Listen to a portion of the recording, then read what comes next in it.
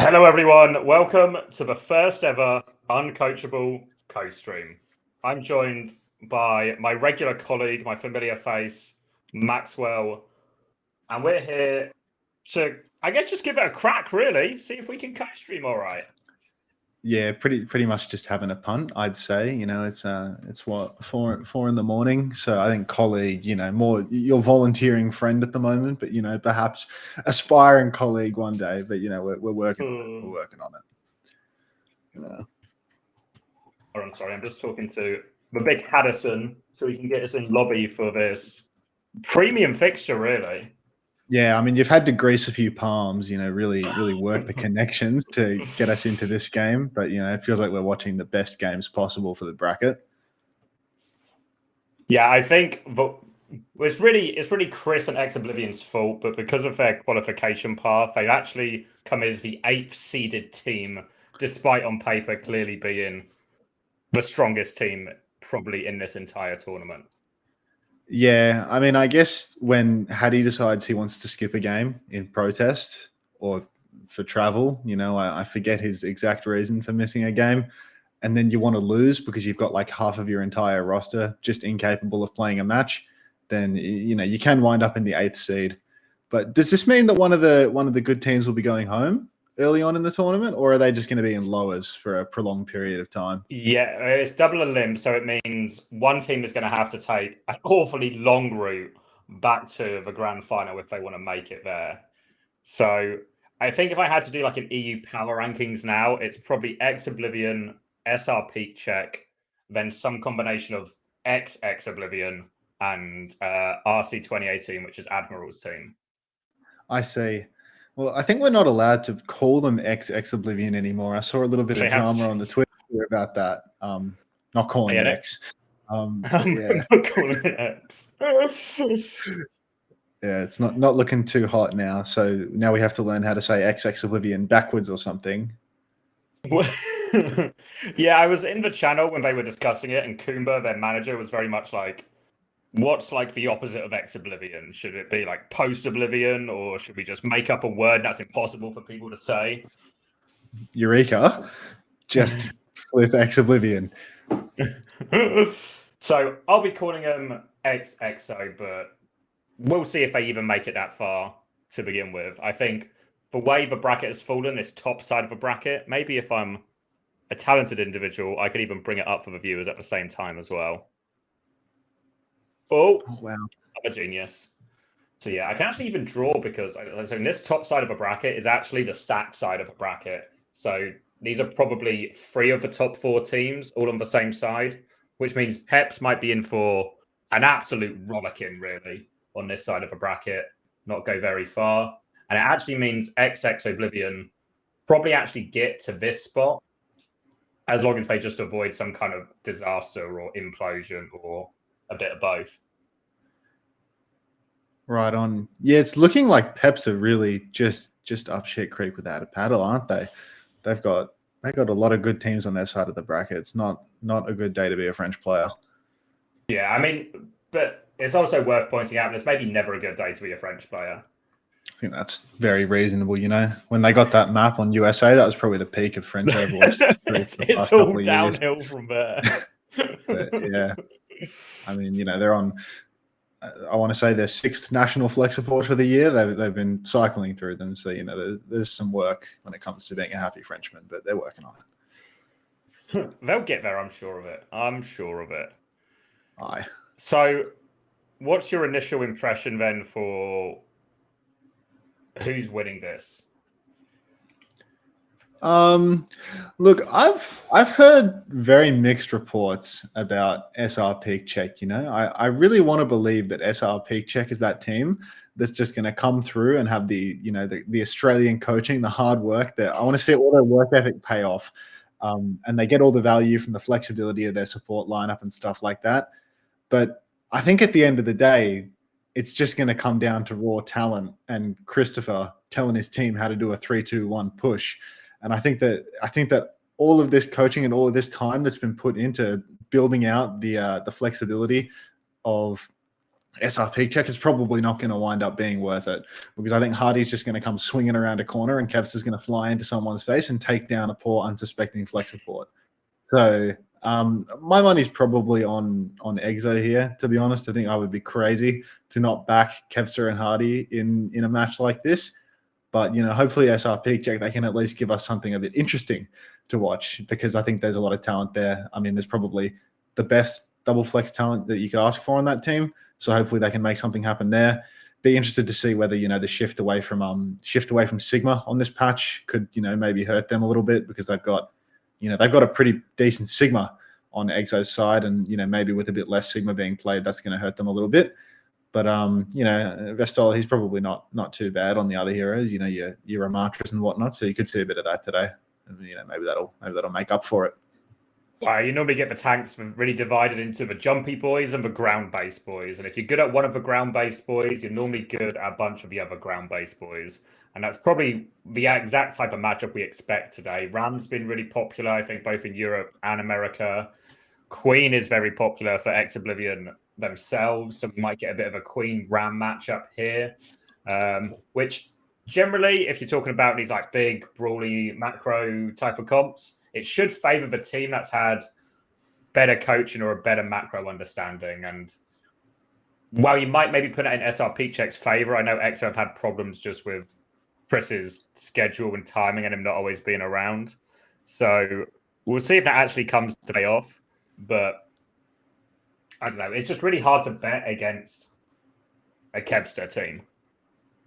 Yeah, I think once you get all the players back into EU, and you've basically got Kevster, and then you've got everyone else from Europe. So I think that Kevster being probably just a clean cut level above everyone else in the region on DPS, that probably makes a huge difference. And then Gumba, he's real good at playing Hero Roulette and playing the swap game. But I'd probably back the overall style that Christopher tries to instill in his teams when it comes to these sort of rush ground comps. I think Gumba's definitely better at winning the Overwatch League, but I think Christopher's approach to the game and Hardy's approach to the game, that probably suits a little bit better for like a clean rush mirror. You were saying that people get split up into like the tanks that can jump and the tanks that are on the ground. And we're in Europe, and the white boys cannot jump, unfortunately. So we're just going to see a lot of ground boys today, I suspect, unless Hardy's going to pull out the monk at the 11th hour. But I really think it's just going to be a lot of not jumping happening today. Yeah, I think both teams will actually feel really confident in those respective matchups as well. Even if maybe as we go along, if you start losing all the games, maybe you start to feel a little bit less secure in your ground-based matchup. But even then, if you ask me which team looks more flexible, it's probably just Ex Oblivion again. They've got Psycho and Backbone just in the reserves in case they need it. So it really seems like they've actually got all bases covered. Yeah.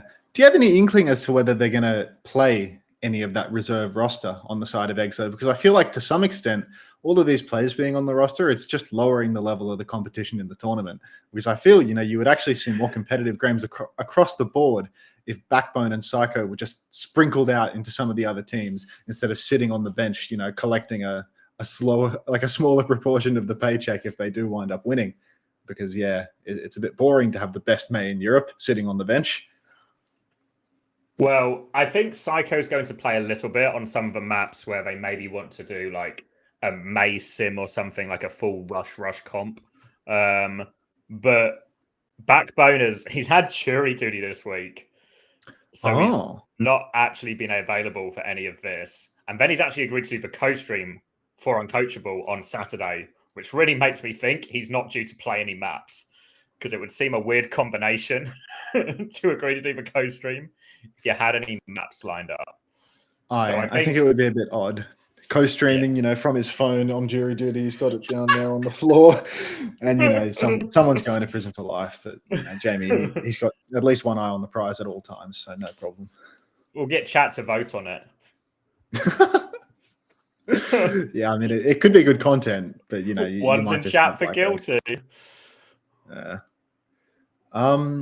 Is the stream quality all looking good on the front end? I'm not so sure. You know, I look like a bum through the Discord screen share rebroadcasted to my You're going like up and viewers, down but, in you know. quality. I think there might be a problem. You know how we changed the Discord server to a very nice middle of the ground server? It's possible Yes. the OBS Ninja server has not taken such a kind thing.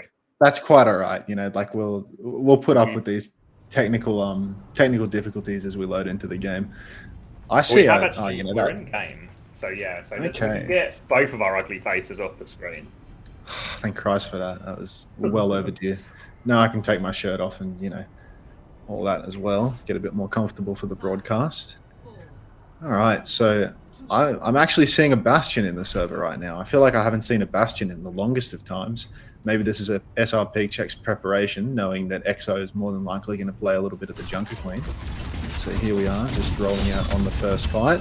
Sauna, really early mine out there. Kev throwing his deflect as well, so no push coming for a few seconds here. Yeah, really slow approach, just trying to find that opening. Kev again lurking around for this. They just have to play it quite slowly here, EXO. They have to wait for their opening, wait for a chance to dive in. Looks like Kev is going to dive onto Fi here. He doesn't find him though. Going to keep circling around, and it's just a slow poke right now. It's Shockwave with the first pick, man. Yeah, I mean, that fight there from SrPeakCheck, it was really dodgy, I've got to say. Sauna came out swinging really wide, and Fi, he pushes up, but Sauna, he pops that form for almost nothing. It seemed like he had almost nothing on the table there. So really did not look super clean for SrPeakCheck, just mashing cooldowns out in the open. I felt like they could have just played the clock and played cover a lot longer, tried to be really baity with their form, but instead they were just fighting head on. Perhaps Fi was knifed in or something. It seemed like he was, not sure what he was doing so far up. Yeah, because in theory, EXO have a really hard time starting a fight against this type of comp. So if you just stand on point and just ready to kite and absorb the engage, you should feel pretty good about everything. As we can see him coming from this retake here. Yeah, we've got Ghost 91 with like a fairly early window, but if they keep waiting, eventually Shockwave's going to have this, the Sojourn ultimate, and it's going to look a little bit closer for them. Window comes down onto the point, and you can see that they're trying to cap it immediately. Hattie shouts over double DPS ult invested for EXO, and it's just a clean wipe on the window. Absolutely nothing for that. Yeah, Silver Window to start forcing the point. It's always a little bit harder to force the point from this far side of the map, because you get a really nice rollout through the inside, but then the actual touch on the point is quite hard. But as soon as they touch that point, you just see EXO pull the trigger. Blade, Sojourn ult, and they just find the kills immediately. Really slow ults building across the board for SrPeakCheck here. Could be a really big problem for them. Yeah, I will say it's really not looking good for SrPeakCheck on this next retake either, because EXO now, they put 3 ultimates in the bank. They need to fight quite soon because of the point touch, and they've got no ultimates to speak of. Immediately, the Kirika ultimate is invested by Sky. Nothing on the side of SrPeakCheck though. Vestola coming out onto the point, and nothing has been used. Kev's actually the first one to go down to Galar. Funny Astro, he drops the beat, but it is absolutely worthless. Was that an Ajax? I'm not entirely sure. But now Ex Oblivione, terrible fight. 2 ultimates invested and 2 players dead. Gladiators players, no less. Actually quite typical to see Gladiators players throwing when they're up in a fight. Hardy getting a very valuable trade on Fi at least, so things are not completely over for SrPeakCheck. Thank God at least Hardy knows how to play Overwatch. And a second kill onto Ghost! What a disaster here. They've just thrown it away. They did so well to just absorb all those support ultimates, and now they've just thrown it away. Hardy's going super deep onto Vesta. It's going to drop the ult. He dies for it though. Beat from Gala, and they might actually be able to keep holding this point for now with the help of that. Late blade from Kev coming, and he finds one. Only one though. This is truly unreal. You cannot give these Ex Oblivione guys an inch, or they would just immediately throw that inch, piss it up the wall. I can't believe what I'm seeing here. Every time it looks like EXO has gotten back into this fight, they just managed to give it away. Hardy, he's +2, he gets way too aggressive. Immediately he goes down. And now the ult economy is more or less stabilized. We're relying on Shockwave v Fi in the ult matchup, but Fi, he's hiding on the side, waiting to get this Blizzard off. I would say that if EXO are not able to get this wide open angle, if Fi's able to meet them, things are not looking good at all for EXO. Shockwave swings wide with the Sojourn ult and pops it, but everyone on the side of SrPeakCheck is just playing the clock, just waiting. This Sojourn ult has been far too early. Fi rushing over onto the point now to try and stop the cap, but it really isn't worth all that much as the flip still goes through. That being said, Shockwave and Hardy both going down to the Blizzard now. Sauna gets the Sky gets the trade onto Ghost, but it doesn't matter because SrPeakCheck have just cleaned up this fight. It looks really good for him. Like, they were able to DP. They did it with the Kyriel and the beat the fight before. They did it with the Sojourn ult now. We see Shockwave swap off the Sin just to help everyone get in his touch. But there's no ults, and Vesta's actually really close in this Ram ult, which is such a hard one to fight on point again.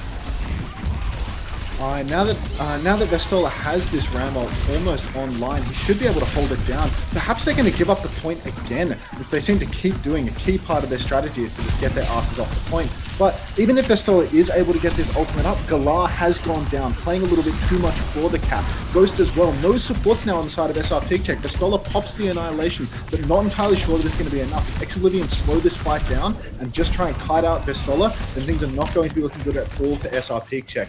Both supports going down so early in the fight is really difficult to clutch with no healers alive. Kevster now popping his third blade of the round for the victory screen. And honestly, like, even if the macro looked a little bit sloppy there for Ex Oblivione, SrPeakCheck, you know, they were just a little bit too far away from what they needed. All of these are times that they've attempted to kite off point, that they've tried to give it away. It's always been a little bit messy. When they get this advantage, they get the opportunity to win, they are still just missing the mark.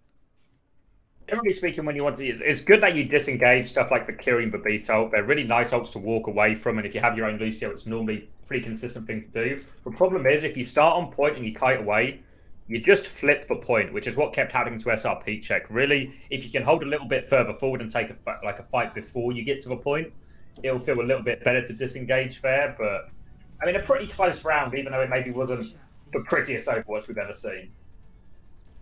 Inclined to agree with you on that front. All right, now we've got a very interesting comp coming out from SrPeakCheck. We've got Bab Zen in 2023, which is something that I have not seen in the longest of times. And this is really going to be a hard skill matchup right now. This is probably something that I want to say, you know, with my limited knowledge of Galar, he's going to be quite strong on this hero. This is a very mechanically intensive flex support where you really are going to live or die by your ability to hit these shots. But at the same time, Hardy and Kevster are just going to be rolling over Galar's head. If he takes one step out of place, he will be disappearing from the map. Sauna contesting the point with the orb right now. Kevster just fighting for that. But with Sauna having the orb, it should be okay for him to hold it down. Immediately, I've cast his curse on that front as Sauna has recalled and lost the cap. So things not looking great at the start for SrPeakCheck. The point being conceded very early on. And Galar really getting no damage out whatsoever. They managed to find Astra on point, actually, and now, even though they've lost point, they have to deal with this dive first. Kev's all over Ghost91. Big trouble. They're encircling SrPeakCheck right now. They need to somehow find a way out. Ghost91 will eventually come down. They're going to try and collapse. Vestler can get one. Ranger's pretty powerful when he has form in these scrappy situations. And they will actually clean it up. They've managed to stabilize there. I don't know how Ghost91 lived for so long there. Yeah, no, Ghost did a really good job of staying alive for as long as he needed. And then the rest of his team, they're just doing all of this damage on the side. You'd say that the Ram up on that high ground, the Ram and the Queen, they're both very, very good heroes to fight up on that high ground. But now SrPeakCheck really in the driver's seat. Everyone except for Vestola has an ult coming online. And that means that it's going to be so hard for Exo to get the push. You really need to be cursing out Daniel Hathaway right now. Funny Astro of the Los Angeles Gladiators, former, just feeding away advantages. Nothing new here. So here he goes again. Kevster committing his dash on the point. No dash or deflect for Kevster now. Sauna could be chasing this kill. Unfortunately not. He would prefer to shoot the deflect. But still, SrPeakCheck, they are in control right now. They have every ult online. Nobody is at risk. Fire actually pushing up on the high ground, pushing inside with the Blizzard. And it appears to have caught Hardy. Hardy goes down already. The fight is completely over off the back of a window and a Blizzard push from SrPeakCheck. Looked like they were doing a pretty good job slowly taking space Exo, putting pressure on Sauna on point, then trying to go above him and overload top. But the problem is, it's so hard to walk into a male with any comp, really. And it sets up a really nice, easy one for Fire. And SrPeakCheck really on the verge of closing out this round, but a pretty healthy bank of ultimates for Exo as they come back top there.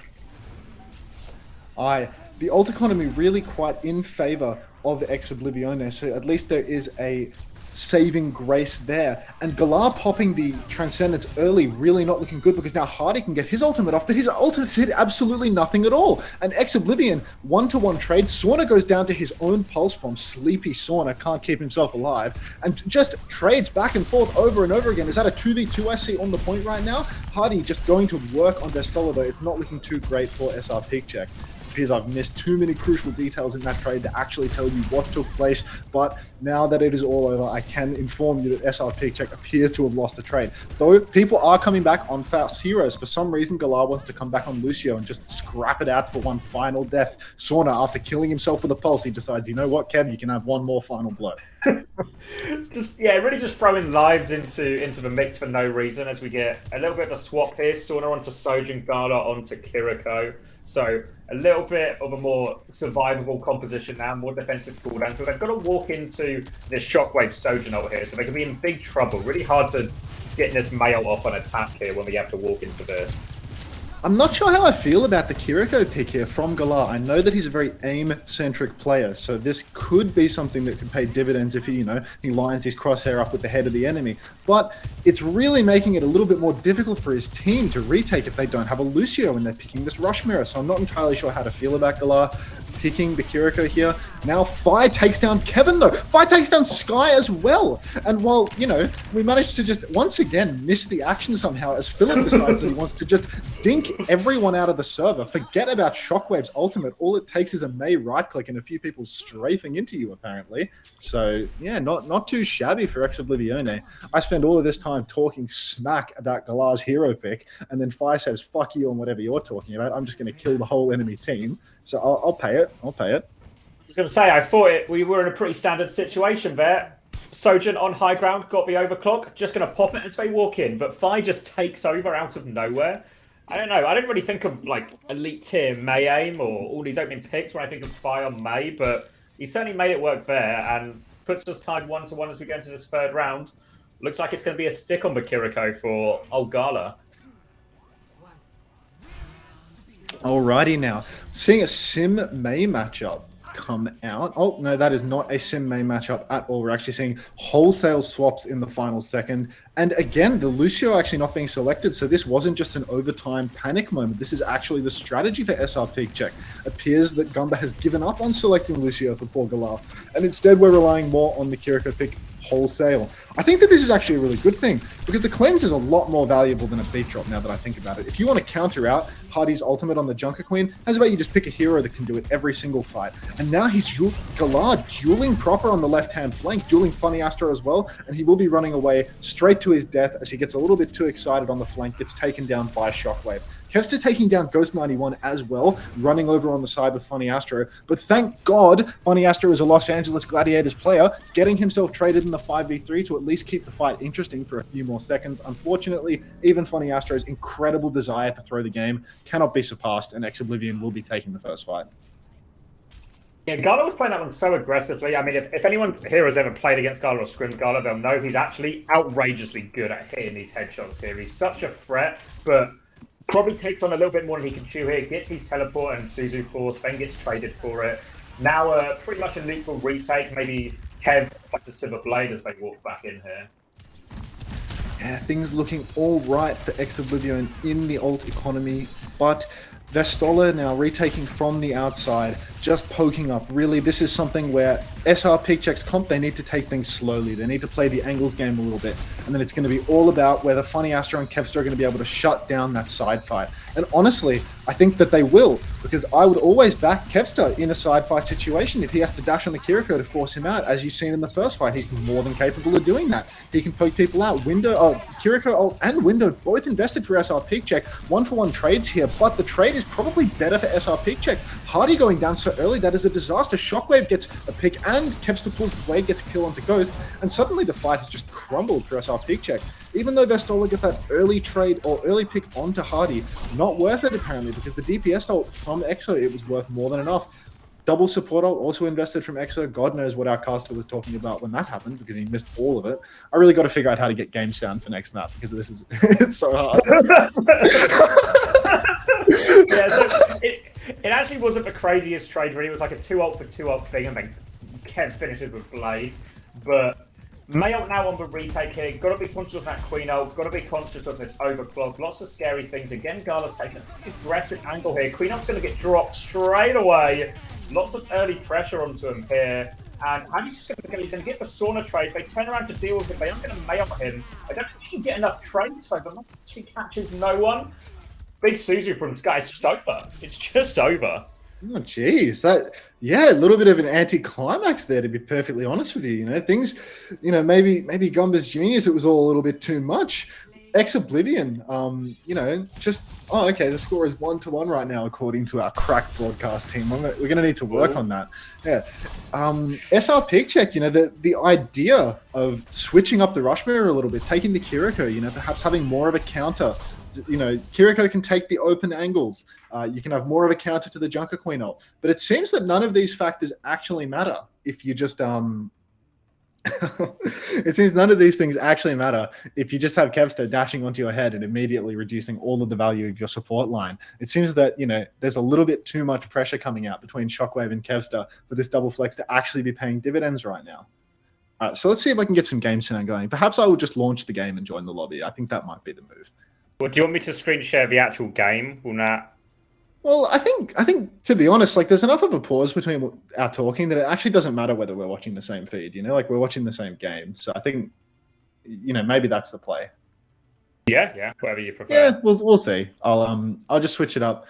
The only thing is that, you know, we'll lose the pretty overlay on my broadcast, but I'm just redirecting to your stream anyway, so that should be fine.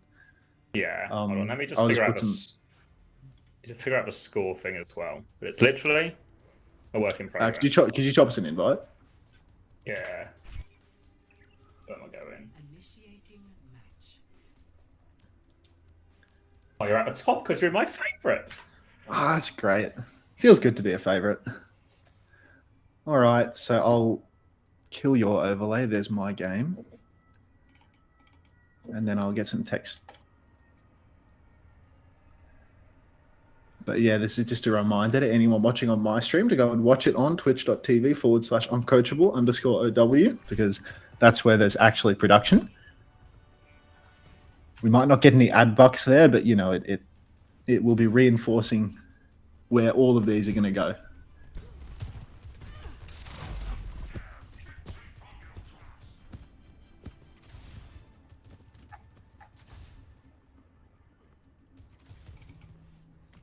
All right, scores locked in. Always nice when the scores can actually change independently of each other and you're not just in a permanent draw situation.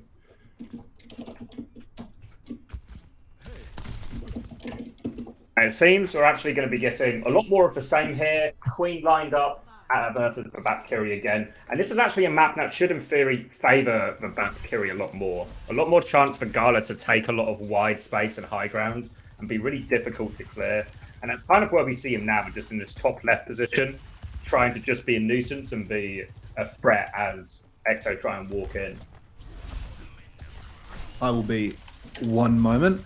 All right, now we're locked in. All right, now we can just see Exo here working their way into the point. It looks like I might be spec locked or something, having a little bit of difficulty actually spectating the game, but we're figuring it out as we go here.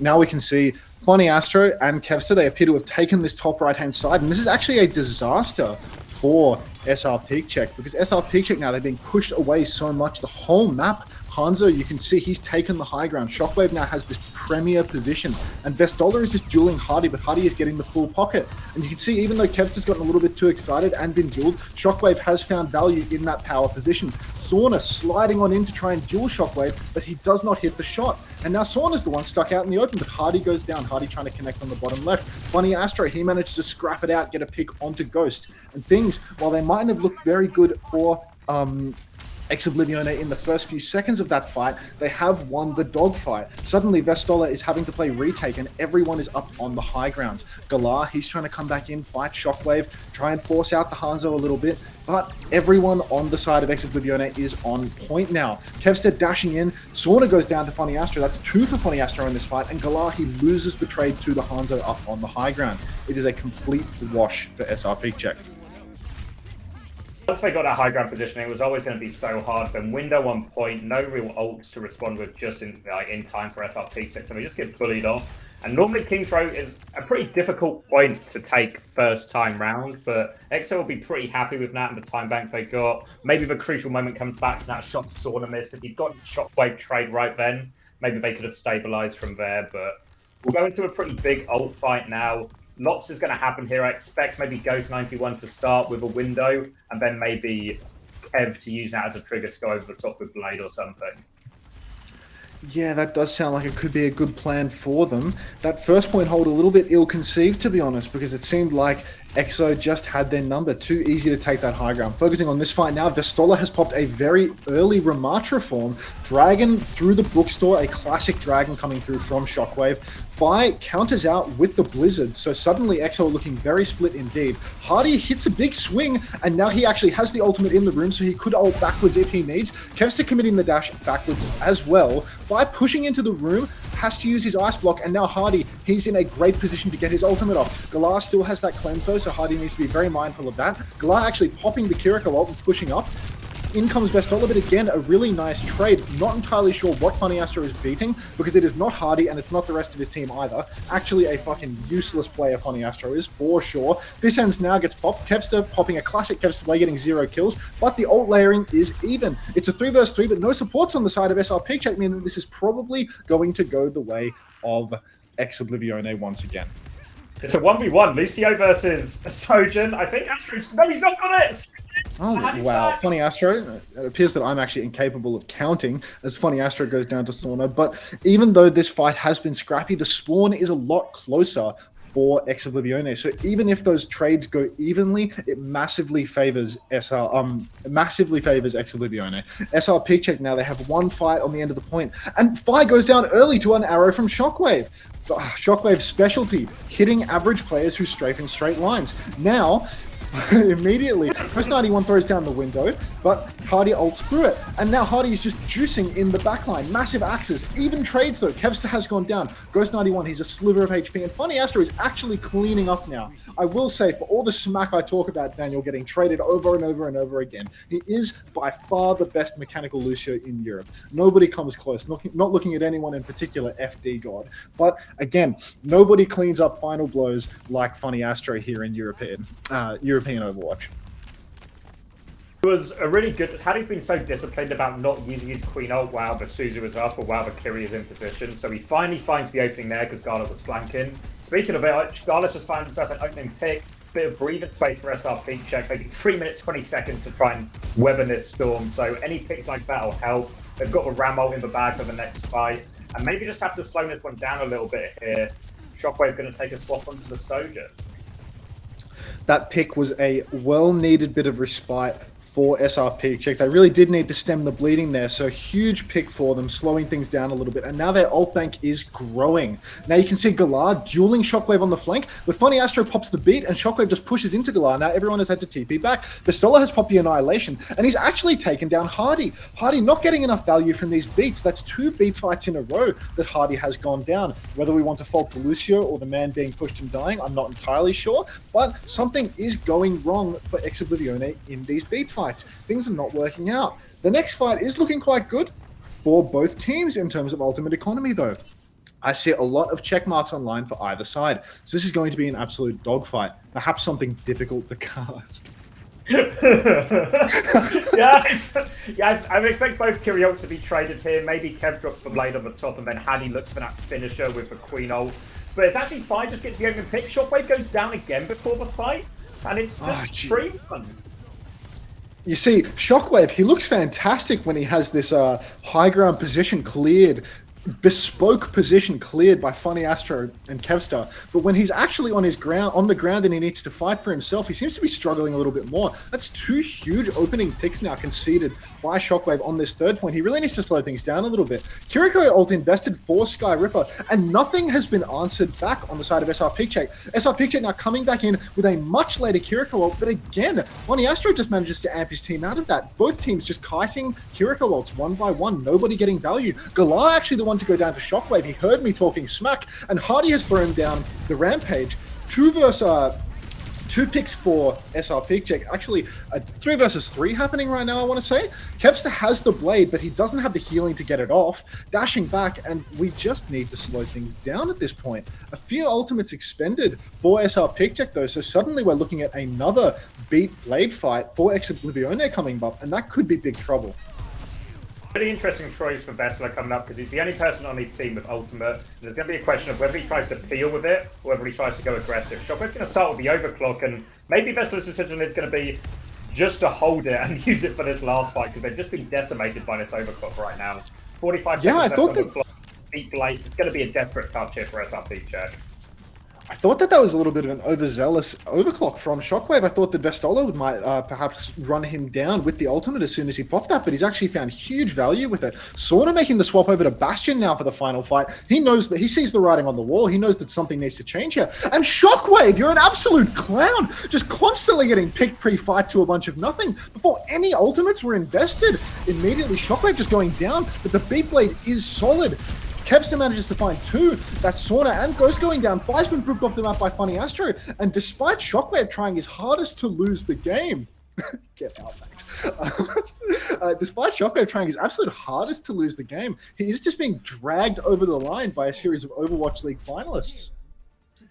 It was yeah, like 2 or 3 fights where Shockwave just goes down first, and it really felt like so many false starts here. It was, what, a 3.5 minute time back when they come into it. Shockwave eats away 3 minutes of that for him, probably by himself.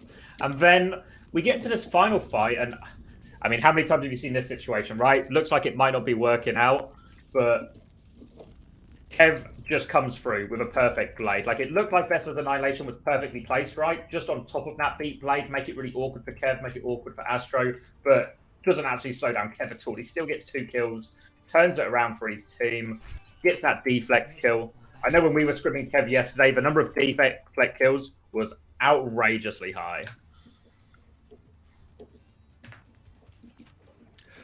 Oh, geez. It's starting to look like a bit of a tough time for SrPeakCheck. I'm going to be perfectly honest here because it seems that they've put a lot of their eggs into the double flex support basket, and it doesn't seem to be paying a lot of dividends because every now and then we'll see the pick from Galar, but even with the double flex support, they're still struggling to maintain simple things like high ground control. Their ultimate value, it is not looking great. Funny Astro managing to get some kites away with the Lucio, that is really good value. When Funny Astro can stay alive, he actually does provide a lot of value to the team. I'm not entirely sure that Galar is providing that same level of value, but we see SrPeakCheck, they are staying true to the course.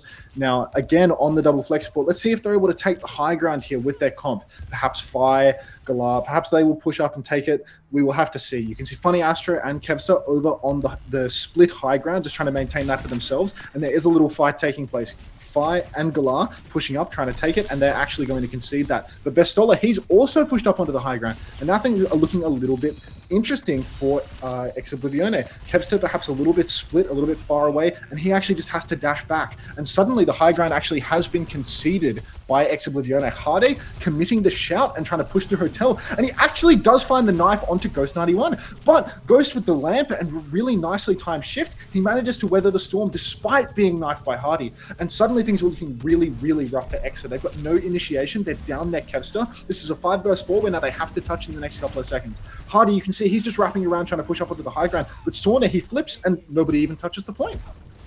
Pretty systematic from SrPeakCheck. Clear an area, move our guys into an area, clear an area, move up a little bit more again. But even though Haddy hits the knife, now looked like it was going to unravel all of their good work. Really good peel, cleanse come through, lamp come through, they stabilize, they keep that good position, and just slowly but surely shoot them down. And great first point really from SrPeakCheck, seen straight out of the playbook. Yeah, no, I mean, I think it's just if I talk too much smack about how that's not working out for them on the double flex support, immediately the double flex support will pay massive dividends. And I will say that first point, attack especially, probably the best place for the comp. Second point, it's a little bit more rough. We've got a lot of straight lines here. That being said, forward window has been thrown out. Shock and Sky both looking absolutely lost, just running into this window and getting slammed by Vestola. Massive punches in the front. And this fight, I mean, it's over in the blink of an eye. Only Ghost... Oh no, Fi actually invested the Blizzard there. Was that a Majax or did he freeze everyone? I didn't know. No, we got it. Yeah, no, as soon as Sky actually dropped a Kyriot quite aggressively around the corner. Then Fi met it with Mayult, because obviously it's hard to stand on a Kyriot if you're freezing to death. But that didn't stop EXO choosing to stand on it and freeze to death. So Sets pretty straightforward one, but now ult disadvantage for SrPeakCheck as we come into this next fight. They're going to look to force their way out the corner here. Bestman's going to meet them, but Exo have actually kind of just got space here for free. They've not had to invest any of their ults yet, and it's looks like they managed to stabilize actually. Yeah, it looks like they got a little bit of a free retake there. Perhaps someone from the side of SrPeakCheck was respawning, but now mirrored Sojournals on either side. Sauna up on the top right high ground. Funny Astro and Kevster just playing slow over on the side, but Shockwave again, the first to go down. Beat invested by Funny Astro, beat Blade in fact, and Kevster now, he's in the backline, he catches Sauna. Hardy throws down the Rampage, he's caught Vestola with that, but Vestola has not gone down, and Galar, he's built up another Kiriko, blink of an eye, throwing that down, and Kevster goes down, Sky goes down as well. Suddenly things are looking really rough for Ex Oblivione. Oh, I gotta clear it up here. Hardy. It's just two. Shockwave's back late. It's just over actually. Again, a really nice fight from SrPeakCheck, and 4 minutes 50 seconds left on third. Pretty good position right now. No ultimates on the side of EXO. Could be really big trouble here for EXO. Yeah, really, really nice Kiriko play from Galar coming through, actually. You can see early on in these fights, it's just going for a little bit of a flank, but making really good use of these high grounds. And you can just see he isn't a headshot machine, because every time I flick over to his pod, he's just dinking Kevster, really reducing the amount of impact that he has in the side fight. Funny Astro pushing in onto the Kiriko, but Vestola is in there. It is bait, and Funny Astro is the one going down. And suddenly things are looking dire. We're getting towards the end of the point, and all Fire's going to have to do is throw down a Blizzard on the cart. The contest is looking rough. Ghost also has that window, so really in the driver's seat now we have Exo on the back foot. Funny Astro again trying to contest the high ground, he goes down. Vestola pushing into the spawn, Fire throws down the Blizzard for the push, and there is just no hope for Ex Oblivione at this point. Kevster dashing into the back line to save KD instead of onto the point. Nothing new there. Wow, yeah, just everything they did worked. It felt almost the complete reverse of the attack where we saw outside of a few picks onto Shockwave. They really struggled to stop EXO at any point, but here, everything worked. Their neutrals worked in terms of how they cleared space, felt like they contained Kev loads more, felt like every ult exchange, every Kiri ult that Sky did, EXO immediately lost the fight. It was countered by a May ult or something, and they really have to get no value out of the Kiri ult in any of these. All of a sudden, some of those nice disengages we saw from Astro before just didn't happen. There was no way out of this for EXO. And really, EXO's comp does need to play this matchup a little bit slower in a lot of situations, because they can't just walk into a ram with form and expect to have a good time. They have to bait a few cooldowns first. But here, SrPeakCheck, they just ran him over. Yeah, I'm interested to see now whether SrPeakCheck will actually be able to hold the high ground, because on their first defense they conceded it so quickly. But then you can see both teams seem to be really struggling to hold the high ground at first point. They both seem to just be giving it up almost for free. But I think if Fi, Sauna, and Galar are all able to time their push up on the high ground well, or time their peaks up on the high ground well, then they should be able to shut down any high ground take from the side of Ex Oblivione. I think without a May, it should be quite difficult to take that high ground, because Fire is really good for controlling that. We've only got a minute on the clock as well for EXO, so really time is against them. I'd say eyes on Shockwave here, because if Funny Astro and Kevster are able to take that high ground, it's one thing, but Shockwave is the one that actually needs to put himself up there with that free space and take advantage of it. Otherwise, all SrPeakCheck have to do is play slow, and they will just have this in the bag. Shockwave taking a lot of early pressure. You can see lots of people watching him here. Vestola has him marked out, but now the high ground contest is starting. Funny Astro and Kevster, they're starting to fight for it. Shockwave has an angle to shoot up onto the high ground as well, but Sauna now, he started up onto the high ground. Shockwave takes it, but he is not seeing a whole lot of anything right now. Galar v Shockwave taking a little bit of a duel here on the flank, and Shockwave seems to be getting his ankle snapped by the young Spaniard. All over him right here has forced him all the way back, but while that's gone on, Kevin Astro have actually made a play of their own. They've gone and killed Ghost 91, but off the point, it's a 4v4. They're going to have to come back through this choke. No ultimates yet. Sky's going to back up to the high ground here. They're just going to try and clear Kev. They've got to walk into this Shockwave angle as well. Any pick from Shockwave is massive right now. Ghost 91 is coming back with 80% ult. You can see Shockwave actually trying to sport camp him a little bit. Can't see retake. They will get back to points out now.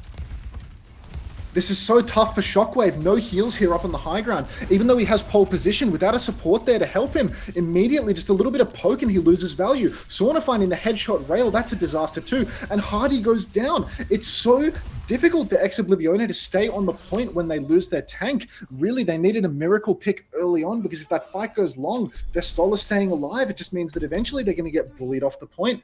And really, we needed a support up on the high ground with Shockwave if we were to have any chance of that flank paying off. But honestly, just going for the hard flank, going for the high risk, high reward, keep gambling, Shockers. Maybe next time, mate. It's weird because they choose to run the BAP at least for the first part of these attacks as well, and I'm not sure exactly why. Obviously, Akiriko would have been good to pocket there, or even Astro could have done it as well. But yeah, no support for him. He gets turned around, but retake comes through, and it suddenly feels like all of these frontline battles now, where Vessler can just meet Hadi, suddenly SrPeakCheck are winning more and more of these by larger and larger margins. And now all of a sudden, a 4-minute 51-second hold for 55% of first point max. Is it possible? I mean, I think that the professional caster buried deep within me, you really do have to dig deep, wants to say that it's anyone's game. But the realist here says that it is absolutely fucking packed up for EXO on this map. Like, it is going to take a Christmas miracle, and it's only the 15th of December for me. So I don't think it's looking all too good, to be perfectly honest with you. I think that, it's a real tall order for this comp on the side of EXO to hold for 5 minutes straight, because you're going to have to survive so many different ult fights, so many different attempts at taking the position up on high ground. And Hardy is on Junker Queen. Junker Queen is not even a good hero for staying the course on point. He can't play slow on point. Every fight needs to be a successful rush. So eventually, I can only imagine that SrPeakCheck is going to get the edge here. They really do have the better comp for the first point. Now you can see Vestola immediately just pushing over to the right-hand side, taking that high ground position.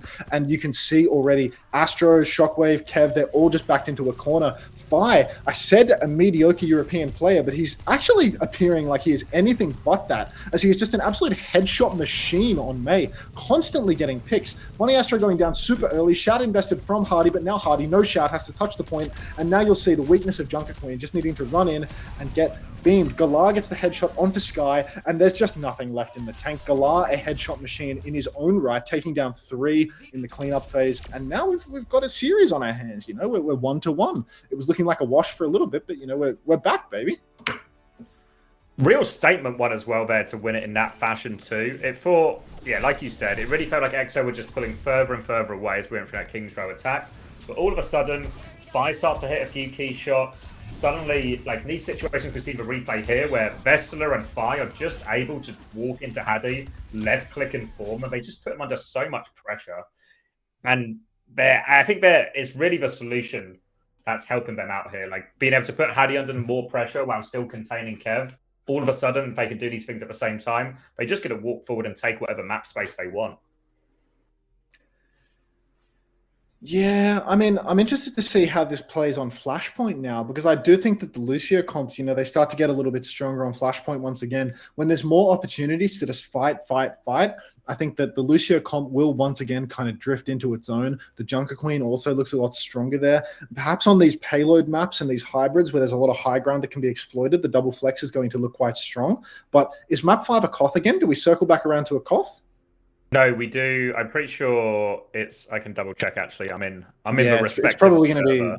It's control, hybrid, flashpoint, push, escort. So so I mean, if this goes to, is there a high groundy escort map, or like is there like a Route 66 in the pool here? There's a Dorado and a Route 66. So it's actually a very exploitable map 5, and obviously all 3 pushes are in, which again, there's enough way around it for SrPeakCheck, I think. Flashpoint's maybe the hardest one, right? This is probably the hardest one for their comp to work on. Yeah, I would say that this is definitely the Junker Queen game type. And then push, I mean, it's kind of anyone's game. If it goes to something like New Queen Street, a little bit more open, a little bit more flanky, I'd probably back the double flex team. I'm not entirely sure what pushes are actually in the pool for this tournament, though. So, we'll have to wait and see. All 3 pushes. Oh, all 3. Okay. Yeah. Well, then this actually... Yeah, no, this is going to be an absolute fucking dogfight, because then map 5 will probably go to Dorado, make it a full dive matchup, and then it's going to be like Hardy Monkey on map 5 or something. So actually interesting. Because my presumption is if we get to that point, SrPeakCheck are not match and dive there. We're going to see some kind of Sigma Bastion or like counter dive TP comp or something to get themselves through Dorado. So it could be really interesting, and I guess that's how it's set up, right? In theory, this should be an EXO favored flashpoint. then SrPeakCheck can pick a very nice push map for him, like a new Queen Street or something. Probably seems like a really hard one to play into the Bap Kiri. Yeah, but I will say, even though it is a hard one to play into the Bat Kiri, on something like New Queen Street, the Junker Queen Genji, it's always a little bit of a sleeper pick, because Junker Queen Genji, they play well on New Queen all the time. It's such a good map for Genji, really easy for Genji to always access, like the train cart, the windows that are close. And even though there are lots of angles that can be taken, often Genji can shut those out. Unless SrPeakCheck go for a super hit scan orientated comp, they're really playing the range super hard. I think that there's still a reasonable chance for EXO even on that map. Hang on, I got to go get myself some water because otherwise I'm going to die, and we wouldn't want to die mid-cast. That would be very poor form, so hang about.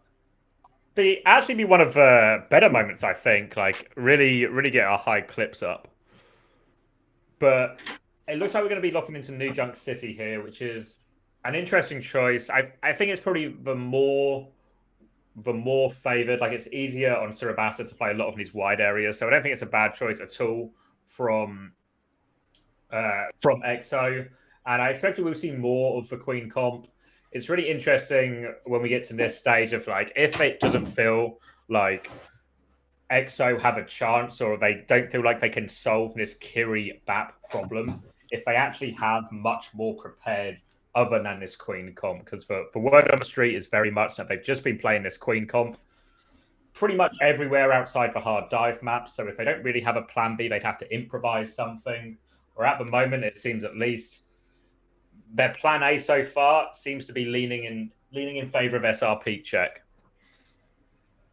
All right, we're back. I've vaguely hydrated myself, so we're back on board for that.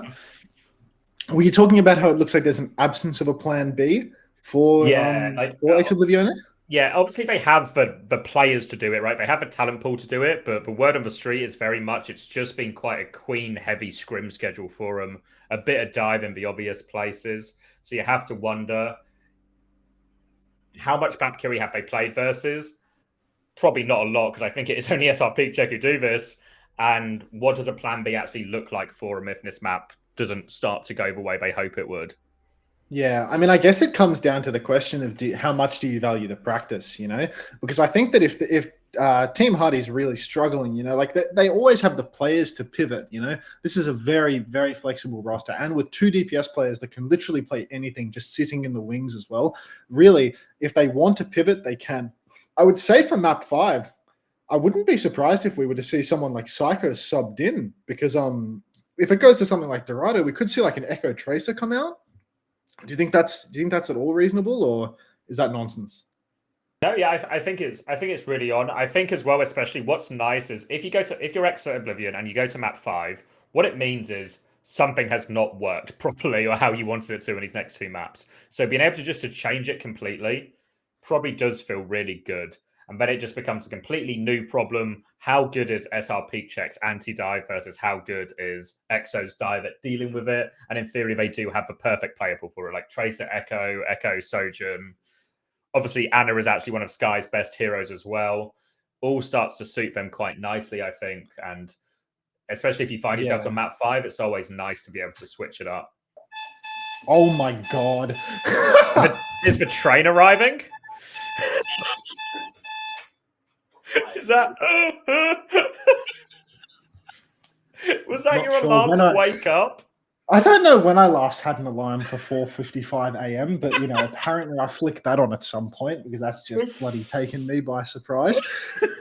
Moving on though, I do feel if it makes it to a map 5 situation, I do wonder, like, Vestola probably does not have the flexibility other than D.Va to play any of the jumping tanks, any of these vertically competent tanks. So I do feel like a map like Dorado would be a little bit of a hole in the draft of SrPeakCheck. They have the flexible talent to make something work, but I do think that Ghost 91, word on the street is he's more of a back player, and I don't think that Galar is famous for his Brig or his Anna either, so it really does look like a little bit of a rocky map. Although I do wonder whether SrPeakCheck could pull a bit of a London. Dorado historically an incredibly dive favored map, but so the same could be said for something like Watchpoint Gibraltar, And, you know, you could do a bit of a London Spitfire on that, you know, play something incredibly off meta, and people just struggle because they can't figure out how to approach the matchup. They're so used to playing the map the one way. But enough about the map 5 that we're not even going to see.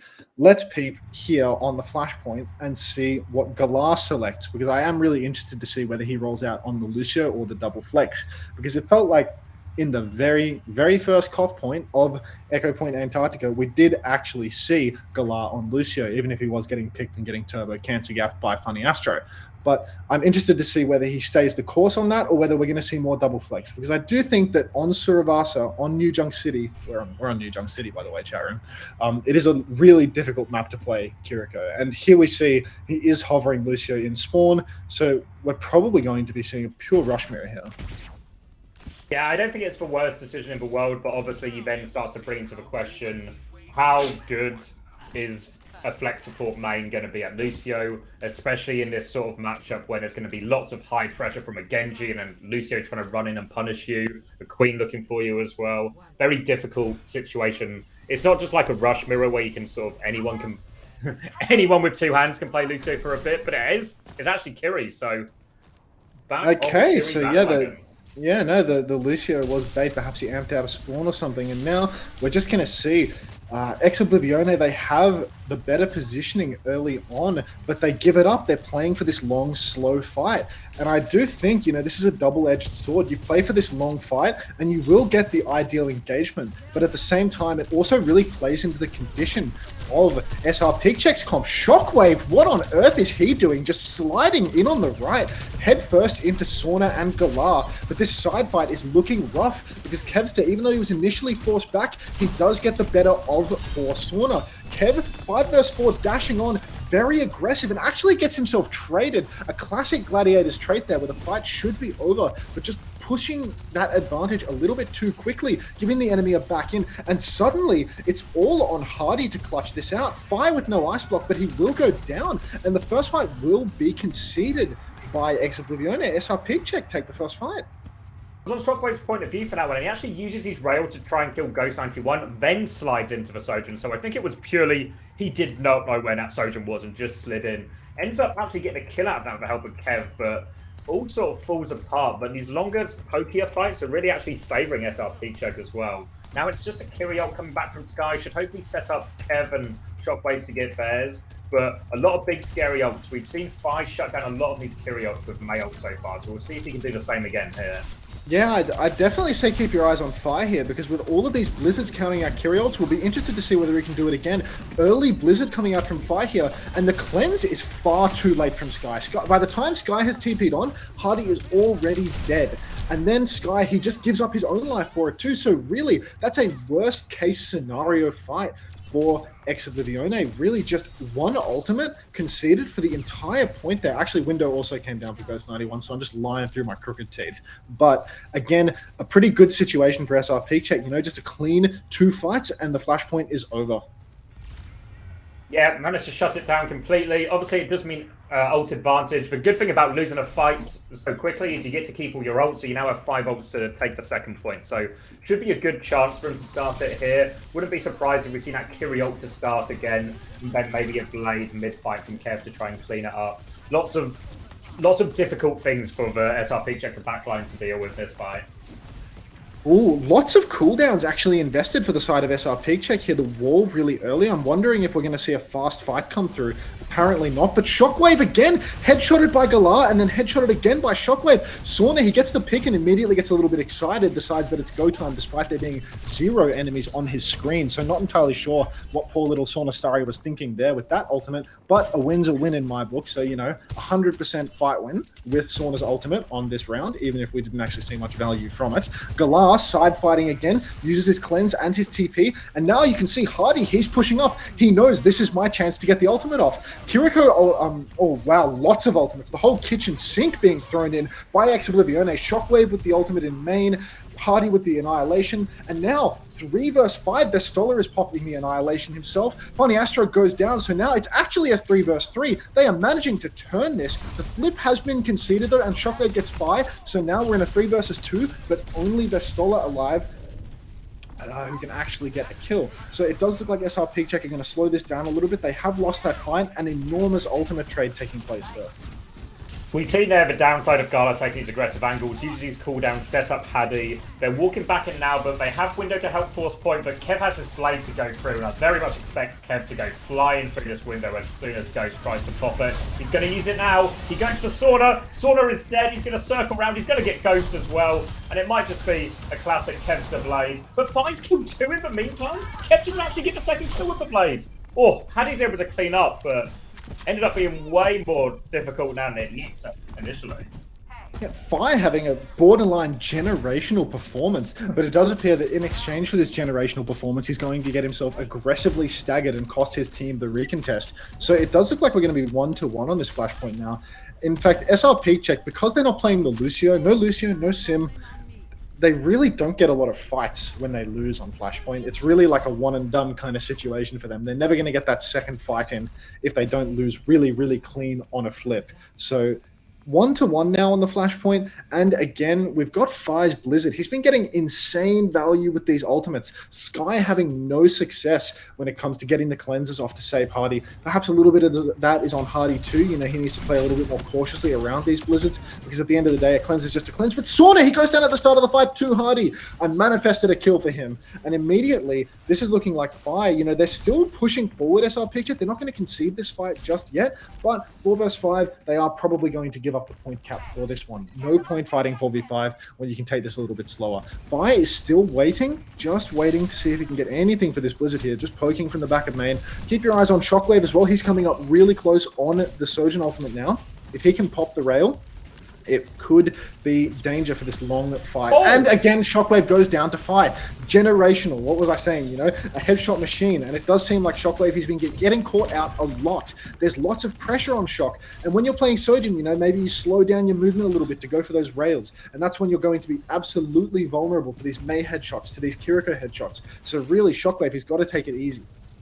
Free retake there for SrPeakCheck, and I know one coach, you might know him as well, Unter, who hates giving away free retakes. So Chris is going to thank God he's not participating in this series. Now they're in control. Kiriol in hand, Mail in hand as well. So hard to push into these Mails, but it's actually a point force by Kev. They're going to drop. Oh, he's just dealt with him again. Fires on one to say. Sort of pops the overclock, cleans up the rest of it. Nice and easy. I think they get one more here.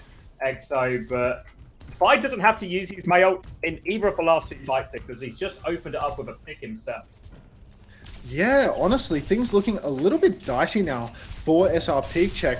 That fight, for Ex Oblivione rather, that fight really, Shockwave getting no value whatsoever with the ultimate. No headshots to be spoken of. Hardy gets the knife kill onto Fi though, and suddenly things are looking okay. As long as the point touch is fine, Hardy's going to be ulting through this window, catches both, gets the late shout off, really good lamp and cleanse from Galar and Ghost, and it's anyone's game. Funny Astro goes down 97% on the beat to Vestola's Annihilation. Vestola does go down, but the damage could very well be done. Trades are coming through left and right though. Galar goes down as well. Ghost up on the high ground, needing to drop down to contest, and the lamp is just a little bit too late. The cooldown had just ended there, and Ex Oblivione, they weather the storm. They managed to get that retake. Really relying on a lot of, but I guess both teams are finding just these individual picks there. Fi was able to get this Mail off again, this time because of a big play from Haddy. A couple of times now he's just found this big knife opening. Now they get the beat blade to hold on to finish this one off. It'll be this next fight is for the point basically, and the winner of this puts himself on match point for the series. So a lot of pressure, maybe even a defensive Mail with the possibility here for Fi. Yeah, I would say that that's almost the requirement for this fight, because Kevster and Funny Astro, both of them probably want to push with these ultimates. So Fi, he really needs to just try and bait people in right now, because it's going to be so hard to get his ult off aggressively. That being said, here comes the shout, here comes the blade. Fi drops the Blizzard on the ground, but Kevster, he's immediately juked that, so that's a 1-for-1 trade. Funny Astro has dropped down to the point for the touch. Shockwave pops the Sojourn ultimate out in the open. Not a whole lot to shoot, but there we go. Vestola goes down, and there's actually a C9. SrPeakCheck, they don't touch the point, and it's just, yeah, no, already now Ex Oblivione, they're in the lead. Really rough C9 there, because it did feel like there was still a chance at a victory, maybe forcing Funny Astro's beat out at least, but Sojourn ultimate from Shockwave was enough for SrPeakCheck to just not even touch the point. They kind of just sent Vessler on his own, and Vessler was able to get the touch initially, but it's hard if you're having to touch point by yourself on Sojourner. Needed more support, more from his team, doesn't get it.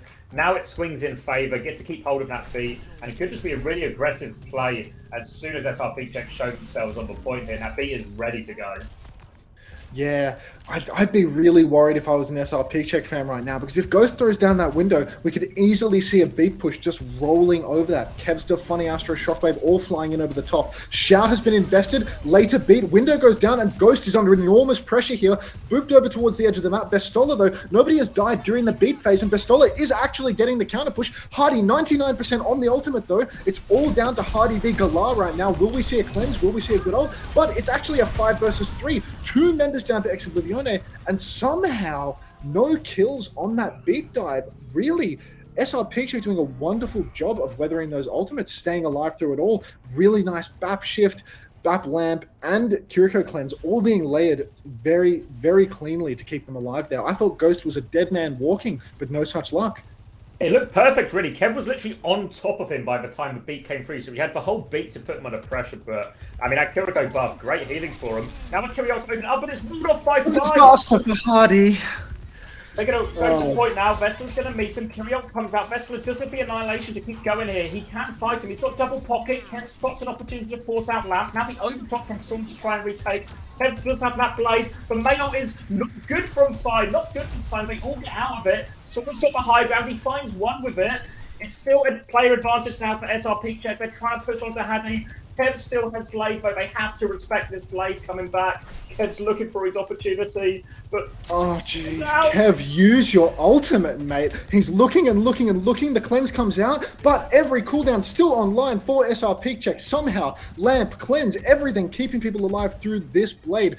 Beat is back up again for Funny Astro. He's going for it. Kevster has got it. Hardy has got it. And it's looking like Exo will be cleaning up this fight. Galar throws down the Kiriko ult, 3 versus 5, and he does get a trade kill. 2 trade kills now, but now we do have a 1 versus 3 situation on the point. So I will say that Galar's ultimate there, not great. Thankfully, Fi was able to die on the point, so we will see one last fight, but I would not be surprised if we see Galar swapping over to Lucio for the final fight here. It's a real catch. You know, we've got a bit of an awkward situation for Galar, though, because he wants to be on Lucio to taxi people, but at the same time, we really need a Kiriko for this fight. Because look at this.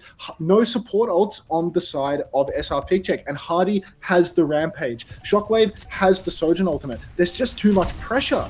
Right now, SrPeakCheck need to touch the point through all of these ultimates, but Shockwave, just an absolute fool, dashing into everybody, giving them a chance. Vestola gets one, Shockwave has gone down. It's a 3 versus 3 despite the massive ult advantage, and the flip has actually been conceded by Ex Oblivione. Hardy chasing down the Mei, Sky and Funny Astro together, needing to hold down the point. Funny Astro being chased by Vestola right now, but it is looking good for Ex Oblivione as Hardy runs back to the point with the Kiriko of Sky. Vestola goes down, Galar goes down, and it's just all she wrote. Jeez, really? Shockwave really did try to make that easy, though, by Sojourn ulting a bunch of nothing and then dashing into the respawning players, just giving it away. I feel like if you know that the enemy team has to touch the point, you should probably set up a sightline to shoot the people touching the point, rather than jumping on top of their heads and giving away a free kill. But, you know, we'll have to get Nicholas on the podcast one more time to ask him about that one, I suppose. Yeah, that last fight was really hard, right? They have to rush for touch, which means Hadi just gets the biggest queen ult imaginable, essentially, as they come through, gets all the kills for himself and cleans it up.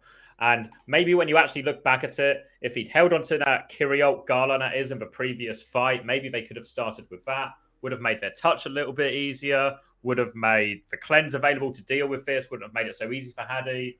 But it's just a really difficult situation. And if anything, it probably more comes down to the mistakes on the point before, where they really C9'd and shouldn't have had to lose that fight in that fashion. I think that's what they'll be kicking themselves about.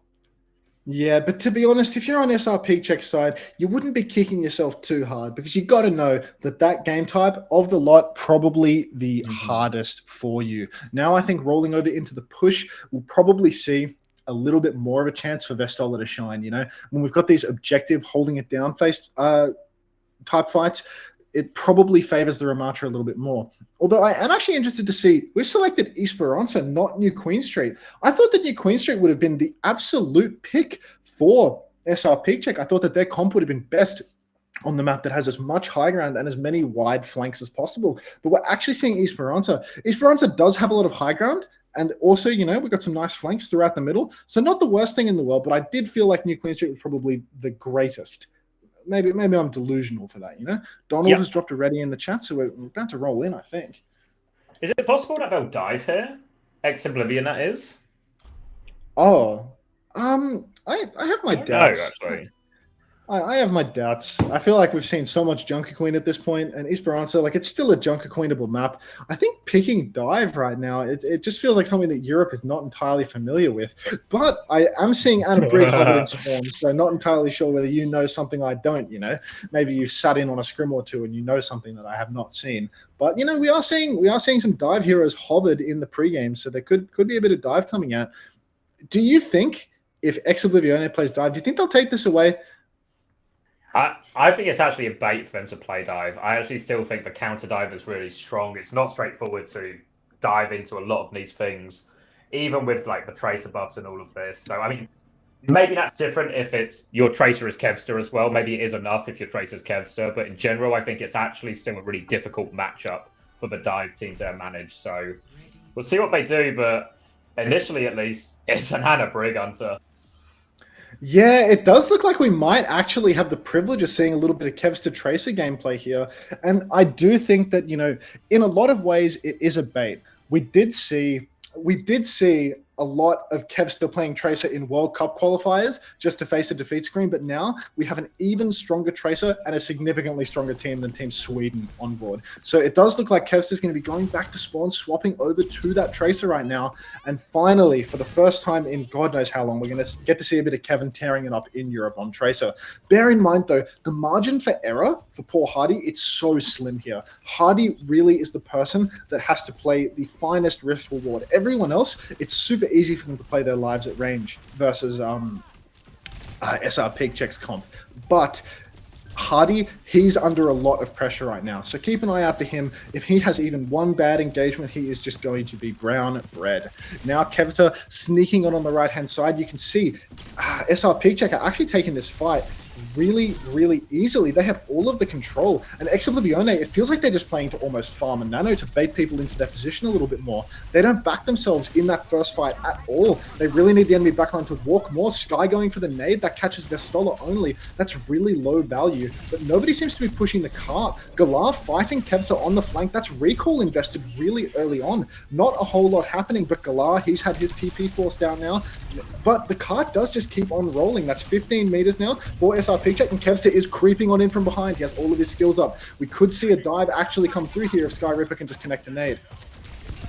Kevster really working his way all the way around the map trying to find these openings, but Garlo's done a pretty good job of keeping him in check so far as they just edge this cart closer and closer. A dive comes in now from Haddy.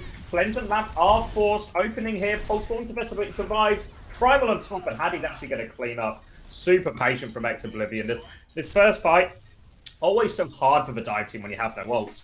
But if you can just wait till you have a couple of ults, often it can get a lot easier. Exactly what we see here. Haddy with the cleanup in the end.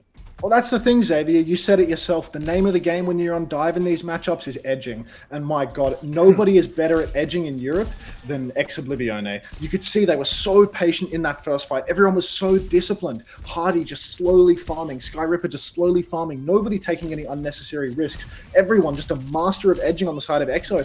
And then when the time was right, Hardy was ready to bust all over them. You can see Hardy actually ready for this swap, has gone over to the Doomfist in spawn. He knew what was coming. He knew the comp swap was going to be necessary. And now it looks like we're going to see a Nano Doomer and Nano Sojin fight coming into the second round. Hardy now fighting. Funny Astro caught a little bit in the middle of nowhere. Typical Funny Astro and Brigitte moment there. So Sky Ripper's Nano has been invested for not a whole lot. But you can see Funny Astro, he's got the Eye of the Kaiser on him right now. He wants to fight, but it's absolutely for nothing. So I will say here, really, Ex Oblivione, they were ahead of the curve on the swap game. I should probably not write off the fight just yet. Kevster has a pulse bomb. He's caught it. No, okay, there's 3 people dead. It's over. Ex Oblivione, they were ahead on the swap game. Hardy read Vestola and Sauna like a book. He went back to spawn. He made that swap. He was ready for everything. But Funny Astro just pissing that advantage away by not being patient. And Nano Doomer and Nano Sojin turn there would have spelled absolute disaster for SrPeakCheck, but instead we have to nano a useless Brig because he doesn't know how to be patient. Unfortunate, really, for the side of Ex Oblivione that Funny Astro just tries to do a little bit too much on the Brig. Now we see full swaps coming through for Exo. Really, they've just gone over to the dive matchup, but Shockwave, he's under so much pressure. He's just being walked on by the Sigma. He catches the rock, he goes down to Sauna, and suddenly things are spiraling out of control for Exo.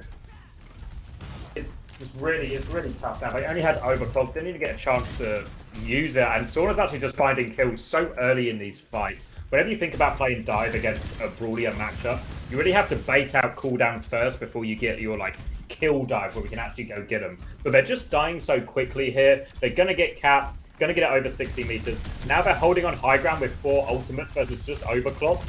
SrPeakCheck can just park here for forever. It's gonna take them so long to recover this economy.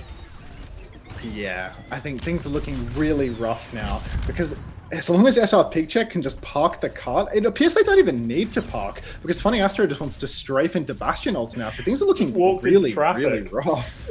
Yeah, geez, you know, Funny Astro unfortunately failing the client check and going down. And Shockwave, I mean, he hasn't even used his first Sojourn ult. Hardy's just stuck on this Doomfist now because of the Sigma Mei on the enemy side, and I'm not sure that this is the matchup we wanted to see. Nano Doom comes out, counter Blizzard does get thrown by Fi. Perhaps we'll be able to steal the cart here on the side of Ex Oblivione, but no, Galar's actually holding it down. Shockwave finally popping the Sojourn ult, takes down Galar. Doomfist ult up on the high ground as well, and it is looking like a cleanup for Ex Oblivione, finally. Really important fight for Exo. It cost them quite a bit in the end, but you're just happy to get the cart going back. We see Galar swap over onto the Brig now, so really just looking to flank as much as possible. But it's now a horrible situation for Exo because it means if SrPeakCheck just keep trading on their side of the map, it's so hard for Exo to recover this. And we actually see Sauna going on to Tracer as well. So how I expect Sauna to play here is actually to put Sky under loads of pressure. So even if Exo win the fight, if they can't keep Sky alive against Sauna, it's going to be a huge problem for them. Oh, jeez. Yeah, I mean, maybe keep your eyes out for another Beat Blade here. That could be what turns it. Beat actually comes out really early from Funny Astro in response to the Sigma ult, and Hardy has managed to take down both supports of SrPeakCheck. So really, a clean fight. Not entirely sure how Hardy's managed that. Perhaps he had the power punch. I'll have to get my eyes on him a little bit more. Did you see that action, Xavier? Because I was just standing in the back watching nothing. No, I've caught the aftermath actually where Haddy's unfortunately, I missed all the good stuff Haddy did and only saw Haddy lose for 1v1 to the Mei at the end. So he must have started well, right? He got 2 kills and he's actually got the openings for him here a couple of times, but important ones. They get the high ground hold now. They're going to get really late kill on Galar as well. They use Lamp. Maybe a couple more kills for him here if Kev fancies it. Yeah, Galar looking a little bit lost, trying to go in there for the touch and just getting absolutely murked. So the checkpoint being conceded, really, Exo are back in this in a big way. I've forgotten to update the score on my stream to 2 maps now. Oh, jeez. Yeah, so really, things are suddenly looking like Exo could be in the driver's seat. They're still trying to contest the high ground, but Hardy is just marking that. And now things are really looking good. Hardy going super deep, investing the ultimate. He's going to be landing on Ghost 91's head in a second. Ghost jumping straight out from that. Hardy actually messes up his shift, and Hardy is in a world of trouble now. Are we going to need to see a counter nano from Sky as Hardy gets rocked on the ground? Hardy has the power punch, but Sky gets stuck. Doesn't feel like investing the nano boost, and Kevster pulls the blade. No nano blade to be seen, and this is actually a complete disaster for Ex Oblivione. Couldn't go more wrong. We've seen 2 ultimates invested for naught. Kevster pulling the blade after his honor has been pulsed, and Sky just a little bit too patient there with the nano. Could have nanoed Genji, could have nanoed Doom at any time, and would have had a decent chance, but just a little bit too patient there. And then suddenly, the ability to snowball the map has disappeared. Hardy catches the nano boost up on the high ground, but he's just facing a Sigma. I don't think we're going to see a kill here. He's rocked. He doesn't have the power punch. He's punching into the backline, but Sky is the one that goes down. He punches backliners for Hardy, but there's no kill converted. Shockwave actually gets a trade and coming dangerously close to a Sojourn ult as well, but Kev going down, no Sky Ripper to keep people up. The checkpoint has once again been capped by SrPeak. Yeah, they just have to give it here. Sauna finding that value again and again. He does twice now. He's got Sky. The first one was actually the highest value possibly could have gotten. Now they've got Mail on this point. I don't know if they're even going to force this here. Just play it slow, and it's Sauna again.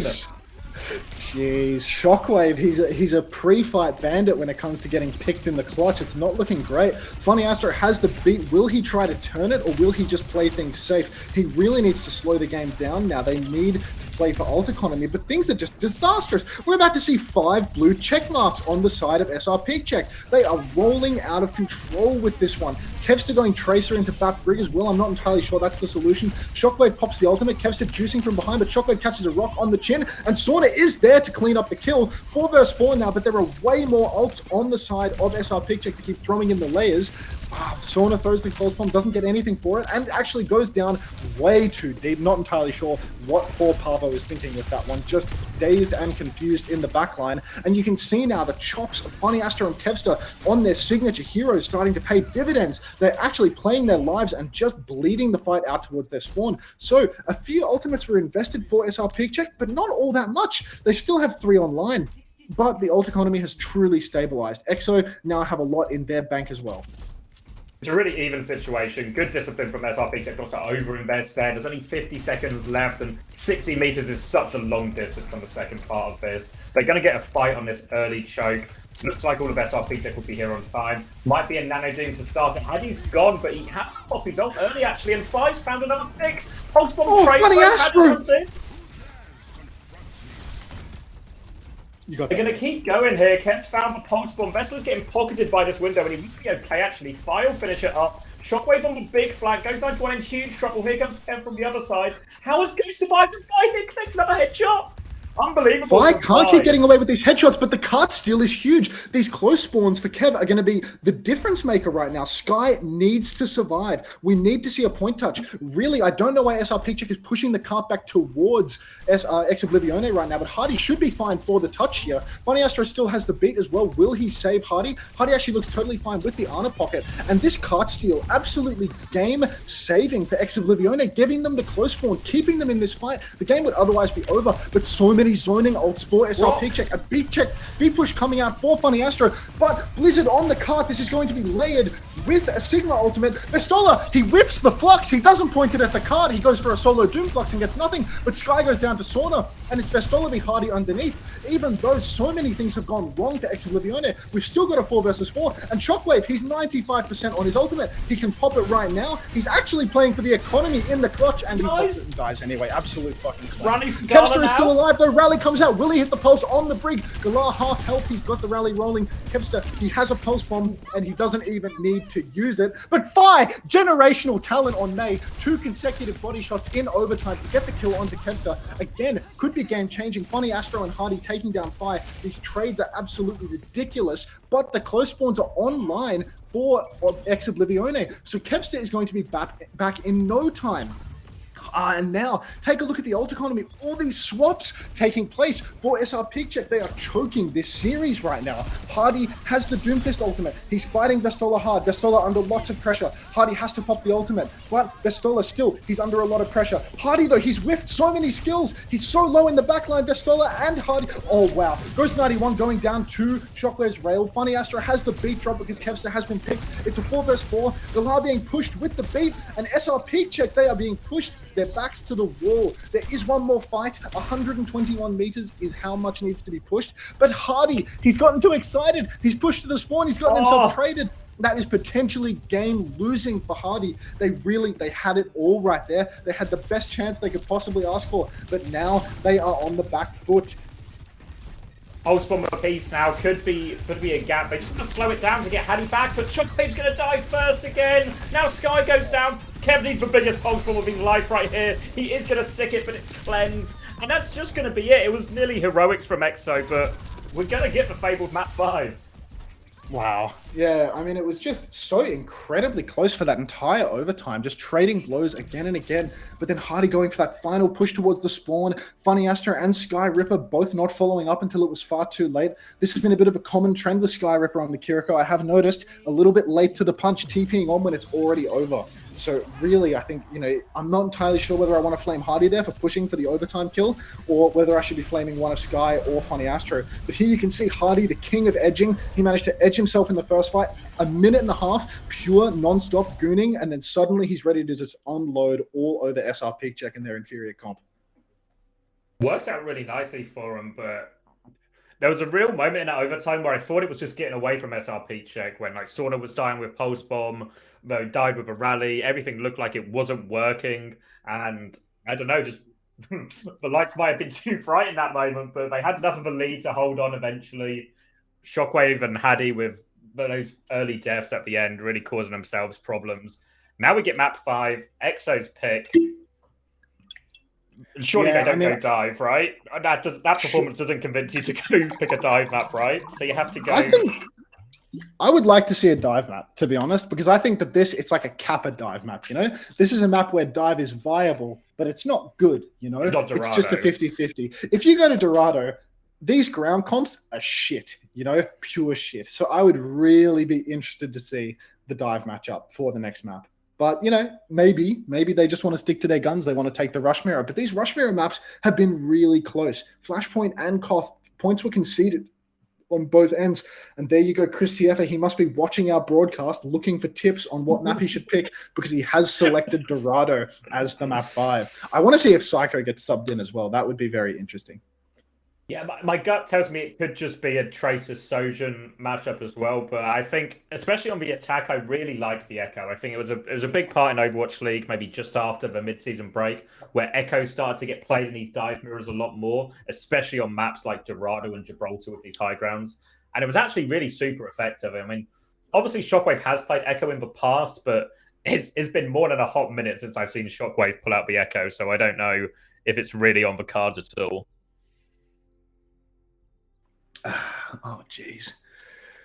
Yeah, look, I mean, we've extensively discussed this map 5 at this point. You know, this has been our stall tactic for 3-4 times in a row right now. So I actually think that, like, what do we do now? We're actually here. Yeah, no, it's like I think we could do with some edging practice a little bit like poor Hardy and the Exo boys, because, you know, those guys are so good at just drawing it out for the climax, and unfortunately, it does kind of feel like I blew my load last match. Oh, we've been thinking about this climax all day, unfortunately. So, well, I'll figure it out. You know, we'll lock in for map 5 once the screen loads in. But, you know, might be time for me to rest the pipes a little bit. I need to just keep throwing in the water. Throw it in the water. We'll get some live action of you thrown in the water. Don't turn the webcams on. What? Why not? You look good. I don't want them to see me like this, you know. Yeah, it's a face for radio, you know. Like I'm here to drink my water, and you know that'll do. Not too shabby. So interesting that we saw a pretty standard composition, immediate Bastion swap from Sauna, which caused them all sorts of problems. Do you really think that Bastion is countered so hard by Doomfist that you can't play it anymore? Because I feel like it's not as good as against Winston, but I feel like it's really on the card. So I'm sometimes a bit surprised that people are so like locked into Bastion versus Winston, not Winston off Bastion. Yeah, I mean, I think that in the past, Bastion was just like your go-to perma pick versus dive. You know, it was really strong, and it was like a 50-50 versus Doom. But I think as we've just been faced with so many Bastion nerfs, it's at the point where like Bastion is probably like a pure Winston counter at this point. And anything beyond Winston, you're probably better off picking a different DPS hero, would be my guess. Because I do think that, you know, it's not so much that Bastion is getting hard countered by Doom, but it's just that Bastion's value in the neutral is now so low that unless you're versus a massive tank that you can just pump the whole way through, you're probably not going to see a whole lot for it, you know? So I would say that, you know, Sauna, he's probably only going to wind up on the Bastion if he sees a Winston. But again, like, it's Dorado. It's going to be so difficult here. They can't play ground tanks anymore. Like, we're probably going to see Vestola playing Diva for the whole map. And I will say, at least when I watch, you know, Australian kids battling it out, you know, banging each other over their head with sticks, it actually does look like it is, you know, deceptively viable for someone to play Diva on this map. It does seem like Winston, you know, it's a really high skill cap hero. You know, we're in Europe right now, and it is a fundamental truth that white boys can't jump. So even if Hardy is the best Winston in Europe, how good does that actually make him at Winston? We could see some sort of a dive comp come out for SrPeakCheck instead of some cheesy ground comp with Vestola on the Diva, and that could still be completely viable. I'm just not too sure. Like, are we going to see an Echo Tracer from Sauna? Does Fi have much of an Echo?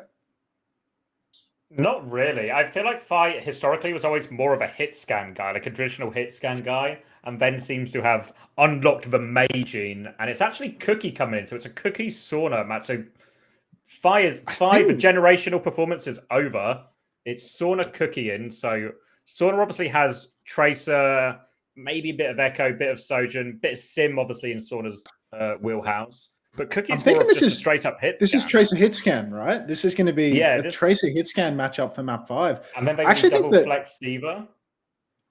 I'm told that Cookie's a bit of a slept-on player on the hit scan, actually. So this is we've got a little bit of pressure being placed on Cookie by Hardy in the match chat. But, Coach Gumba just swooping in to diffuse pressure by reminding his players that it is actually okay to lose the double elim upper bracket game.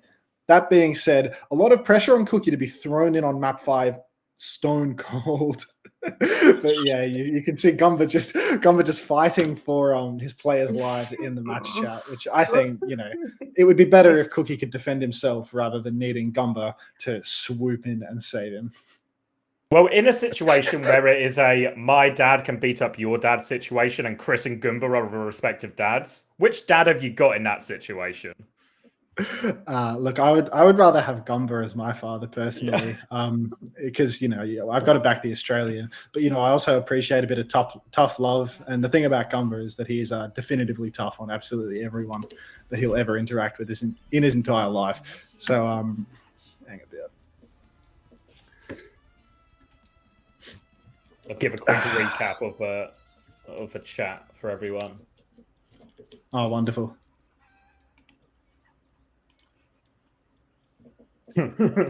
Australia might come with a belt if you choke this one, Cookie. Doesn't sound like Gumba, surely. Reiner, I think Reiner needs to be shot. I see bits and pieces from Reiner, and it's just I miss him so bad.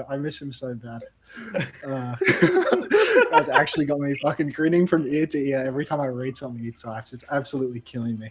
I think I'll need to turn off chat for future casts because I can't stay focused when I read the things that Corey Skoda writes in the chat. Oh, well. Now we see finally the matchup that we were questioning. Vestola, he's not going to go for a dive tank. We're actually going to see Sigma Bapsen versus Winston, which I think, perhaps as an attacker for Winston might be a little bit awkward. It could be awkward to work your way in. But once we get ourselves on defense, it's just going to be absolutely impossible for poor Vestola. Even then, on the attack, I do think that Hardy, he should be able to make this work. This is going to be another situation where Hardy just has to edge, He has to farm up that nano, farm up that primal, and take things from there. Now we've got Hanzo Tracer, actually. I would kind of like to see an Echo in this matchup, but I guess we do have a Widow from Cookie, so maybe that's a little bit awkward, a little bit pie in the sky for me to ask for that. But again, Bap Zen on Dorado, I'm not convinced. This isn't something that I've seen in the longest of times. I literally can't remember the last time I've seen something like this. It feels so squishy and so vulnerable. Obviously, you have great cart control, but you don't have great cart control if you just immediately die to every single dive. So a lot of pressure on Ghost 91 and Gala to try and survive these. But for now, it's just a slow game of move for point.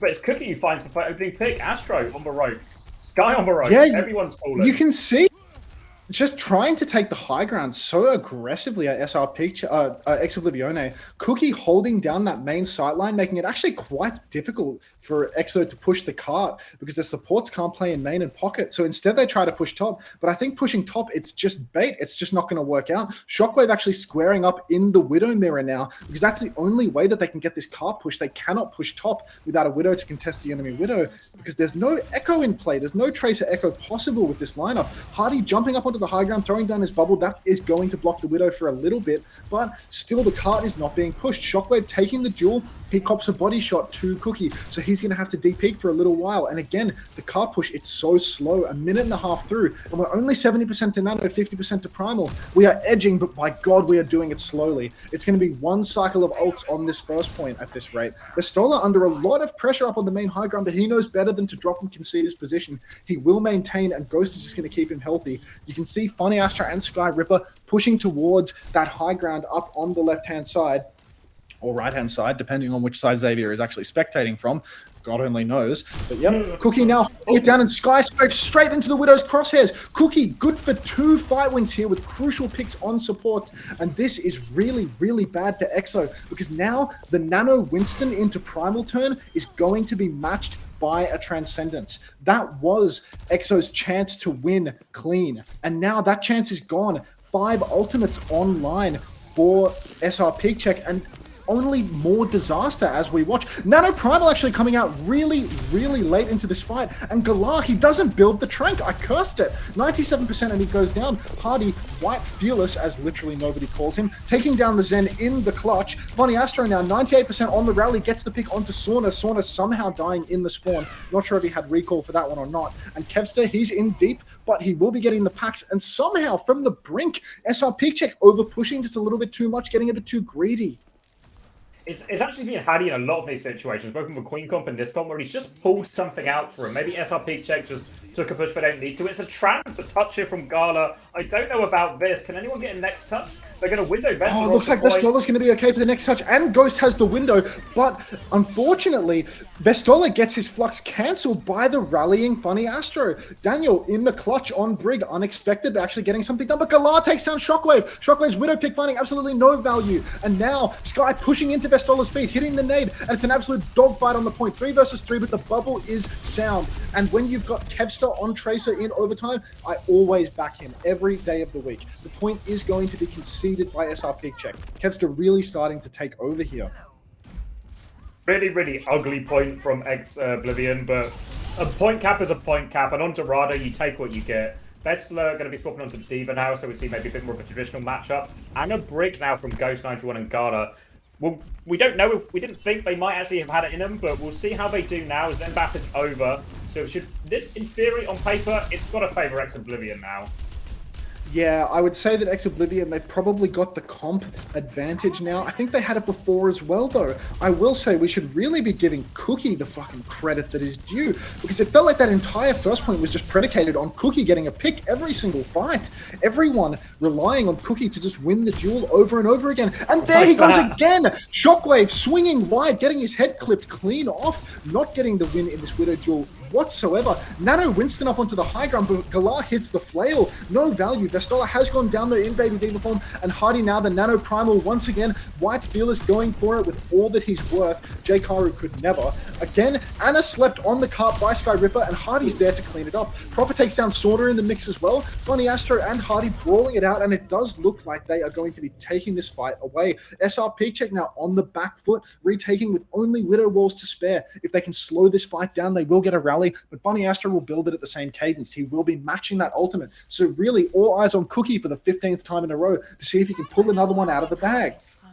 Hitting nice shots, drops the walls right now. Just going to try and work his way out. Wouldn't be surprised if Exo just take their foot off the gas, wait out in this walls. Exactly what they're going to do. Should be able to get that rally. Astro's naded, might be in trouble. He is okay. They'll get to stabilize. But Nano and Rally coming up here. Cookie might be caught though. He's bottom right. The pressure from Kev, he's going to go down. Now Kev has the flag to himself as well. Oh, really, really good macro coming out from Exo there to just immediately kite those Widow Walls. And then Cookie trying to get value, going a little bit too deep, getting caught by the Tracer. Shockwave catches Galar, but Sky gets traded in turn. But Funny Astro's rally is rolling on the point. Hardy takes down Ghost as well. Things are looking dire for SrPeakCheck right now. Is Vestola going to commit the bomb? No, he is not. That is going to be the second point done and dusted. And again, this is almost a repeat of the first point where, again, we just see a little bit too much pushing from SrPeakCheck and they're being punished heavily for it. When they push on these slow comps, they really seem to be getting caught over and over again. Kevster, Hardy, you can't miss position versus these guys. They will catch you out. They will kill you. These guys are going to win their duels. Yeah, a Winston duel versus something. Like, what am I talking about, dude? Grow up. Now we've got Kevster pushing the cart, Cookie making the swap over to Sojin. Shockwave pops the Widow Walls. Let's see if he can finally get a kill with this. Vestola, he just shifts out. He still manages to preserve the bomb. And Shockwave, he's going for the flank now. Can he catch anything at all? It seems like he can't see a single hero on his screen right now. Galar actually taking a headshot to Shockwave's flank. Nice high value there. But the cart keeps on rolling for Exo. Now they've got it underneath, and the angles are awkward for SrPeakCheck. Even worse, now that Sauna has been taken out trying to stall the cart, Shockwave again looking into this really aggressive angle on the side. Cookie misses the duel, and the Nano Monkey up on the high ground could be massive. Hardy jumping up into backline, cleaving yet again. Finally, it's not a Nano Primal though, just a Nano Winston. And we're actually seeing this neutral struggle to break. Shockwave gets a pick onto Cookie, but immediately is traded out by Sauna. And Funny Astra, he's in a lot of trouble down on the ground. Nice pocket from Sky though. Sauna overstepping once again, but Galar, he drops. He takes down Funny Astra, and they are going to stabilize here. Things are looking a little bit rough for Ex Oblivione now. They do not have many ultimates. Galar, really nice play, playing his life, dropping exactly when he needed to take down players on the ground. Awkward one to take now, because Vessler has Bomb, which isn't the scariest ult to deal with, but you kind of have no ults now if you're Ex Oblivion. You have to take this fight. You probably try and draw it out, eventually take a rally on point, but it's really hard to rally on point if you're just standing above this high ground. So a really difficult one here. Potentially Astro can try and go top with it, but I don't think he has time to build it. They have to get the touch soon.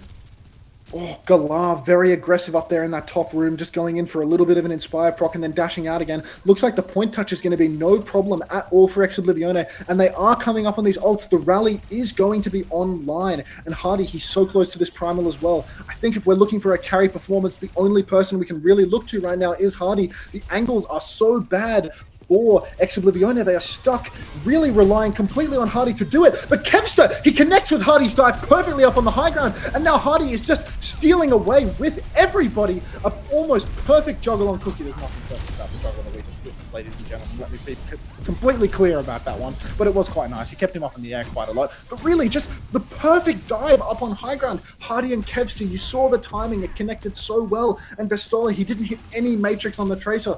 Everyone just sitting ducks. 2 versus 5. Somehow Kevster and Hardy are able to steal away with that fight. But the recontest is happening. Galar, he comes out with the rally. But Sauna goes down early. Rally, oh, Cookie pops the Sojourn ult, but now it's a 3 versus 5 instead. Things really, somehow, despite all of the ultimates for this retake, a rally and a Sojourn ult invested, but nothing for it. Just Kevster stealing away with kill after kill after kill after kill. And suddenly it's just poor little Sauna Starry on the cart. Oh. Unreal clutches. Have EXO pulled out a full cap out of this. Dorado, notoriously difficult to cap. That first point was a disaster for him. And even that being said, it was a good third point from EXO. But other than that, I think they were really faltering a lot. So to walk away with a full cap from that type of first and second, I think they're going to be buzzing about that. I think that last dive was super clean. Hadi and Kev coming out when they needed it as well. Even that last fight, Kev manages to find a classic Kevster overtime pulse bomb where he misses the pulse bomb, he puts it on the floor, it kills a rally and Brig, of course. I will say this is starting to feel like a little bit of a 2v5 for Ex Oblivione. Really, it is just Hardy and Kevster coming through with these clutches time and time again. We've seen it on first, second, and now third again. The divers are the ones that are clutching this out. Shockwave is not finding that value. We're not seeing huge backline clutches here from the side of Ex Oblivione. Really, it feels like Funny Astro and Sky, they're just holding their own. Shockwave, I'd say, if anything, he's going a little bit negative versus Cookie. Cookie was really dominating that Widow duel. Perhaps a little bit more even when we swapped over to Sojin v Sojin. But in the Widow matchup, Cookie was just taking it away. Now Hanzo on the defense for Shockwave, that's something he's a lot more comfortable with.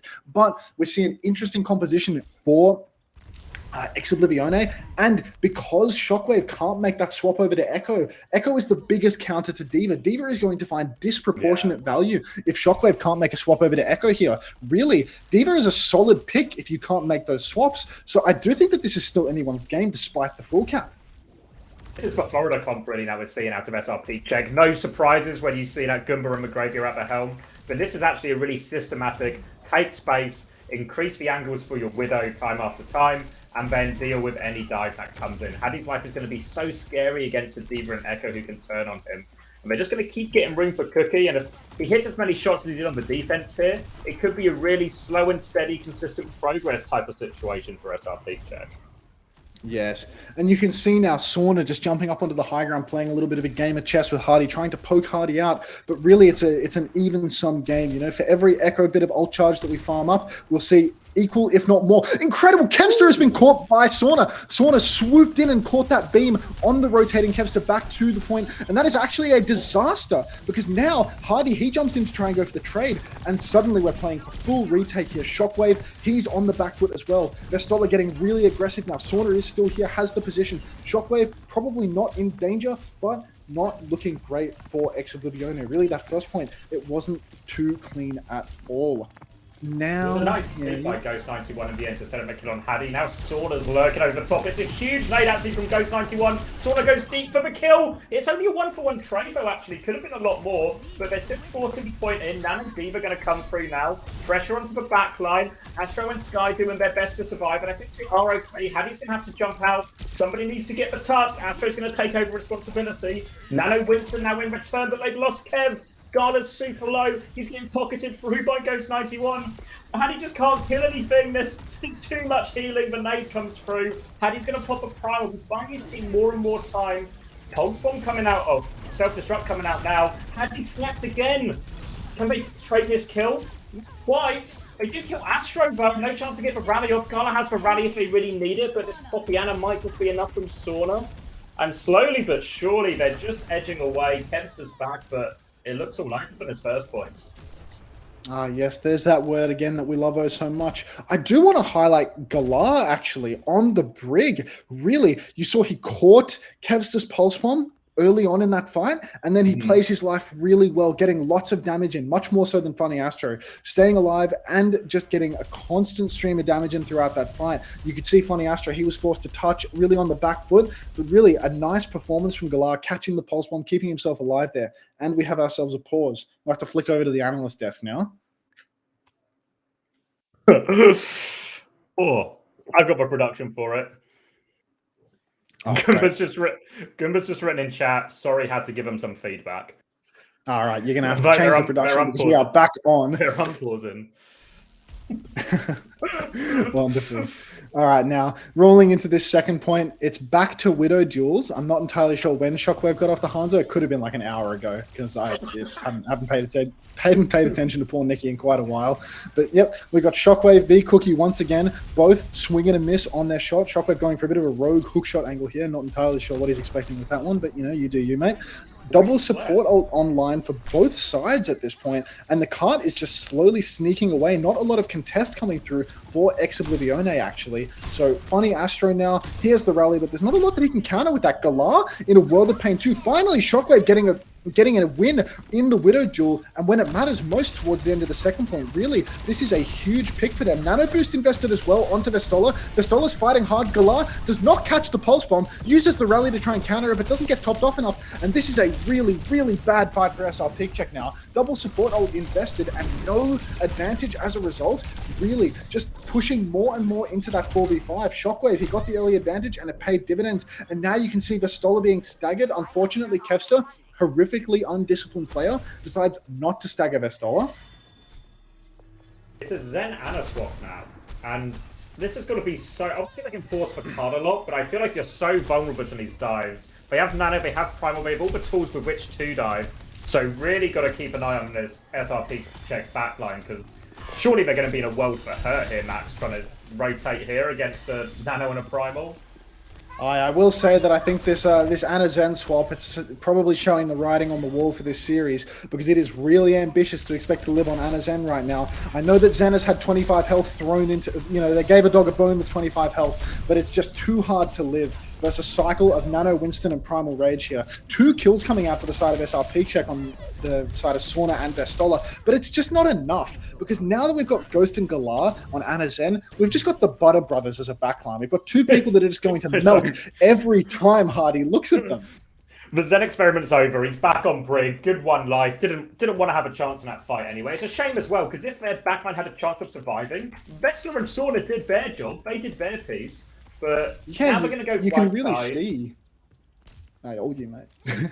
Now we're going to go right side. Looks like a forced cart situation here. Very structured play again. Just get the cart to X point, have a little move around, go pick up the cart again. They're coming out top right now. Isn't Nano advantage here for Exo, and Haddy's just waiting his time. Here comes Banana now. Gala whips early. He's going to bash into Haddy, actually. Risky from Gala there, but best back to field. And they're pressuring the payload at the same time that they can just push back now. Nano Boot's about to be available for Ghost91. Expect that to go Vestler's way. He's so low. Vestler needs to keep his mech. They've got him. Oh, I would say a dreadfully rushed nano boost fight there from Hardy and Kevster, just fighting inside with the nano boost, so easy to kite. Now Hardy jumps up onto the high ground, but the counter nano onto Vestola is probably going to spell doom for Hardy. Galar has been picked by Shockwave, who popped the walls a couple of seconds ago, so we are in a 4 versus 4. But Cookie, he has pushed in and taken down Shockwave. Now you can see, bottom right, we have Sauna fighting for that space. Kevster trying to hold down the cart. Funny Astro, he's sitting underneath. Oh, but unfortunately only 0.3 meters on the cart. Kevster whiffs the pulse bomb, massive nade coming through from Ghost, and that is going to be the third point, over to the third point now. Ghost, really good nade on those stalling players. Funny Astro, try putting your shield up, try blocking that. I remember Smash gave you countless thousands of hours perhaps of feedback saying, think about nade, but clearly you're still not thinking about that nade. Just need to keep thinking about it. And actually, I have been really impressed with Ghost 91. In my head, I always sort of pictured him as the BAP guy, but he's actually had a really solid map on Anna against probably the best dive team in Europe. And now they put themselves really with a punching chance. Minute and 20 seconds on this third point. Pretty much all their ultimates either there already. Going to start with this overclock on the dive. Haddy's going to bubble defensively. And he does have that primal soon and nano, so can drop the classic nano primal back. But SrPeakCheck just happy to take the point progress for now. Yeah, Cookie throwing in that ultimate there, not completely worthless because it has gotten them a decent amount of car push through a very awkward part of the map, and they do have more ults to throw in, but we are going to see Cracker Kellen, probably with a Nano Primal coming in soon, so keep your eyes out for that. That could be a real win condition here for EXO. Hardy jumping deep, catches the Nano. Galar is split from his support, and it's looking like Cracker Kellen is about to catch 3 people with this Nano Winston, because everyone on the side of SrPeakCheck is just melting away. Backline positioning completely fumbling when it mattered, and now we're seeing some crazy swaps coming out from SrPeakCheck for the final fight. Huge stagger on Vestola as well. Sky hits the sleep. Vestola is going to be dying late, but Cookie is on the Bastion. Sauna is on the Mate. Is Vestola going to swap to a ground tank, or is he going to stay Diva? I'd imagine he will stay Diva for the bomb. Yeah, I think it works well enough in the comp. They've actually got so many ults just to force point, and Haddy's actually trying to go early here. Garner's going to rally and get Nano, and he's priced himself out of that. He's forced 2 ults. A huge value from Haddy here.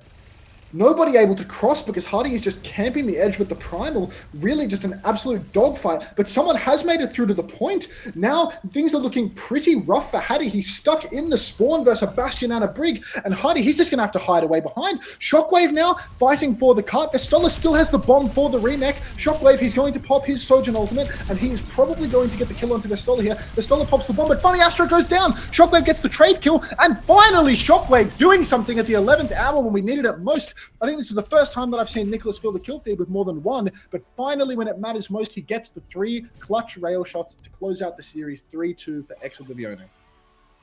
Wow, what a dogfight in the end there. And actually, really got to give a lot of props to Haddy or whoever made that call to fight early and force the ultimates. Because they had so many good ultimates just to stand and win an overtime fight. And rally, nano, bomb, all of these things. And a Bastion to deal with the Primal. Going early there really just completely disrupted SrPeakCheck's plans and gave them that crucial win.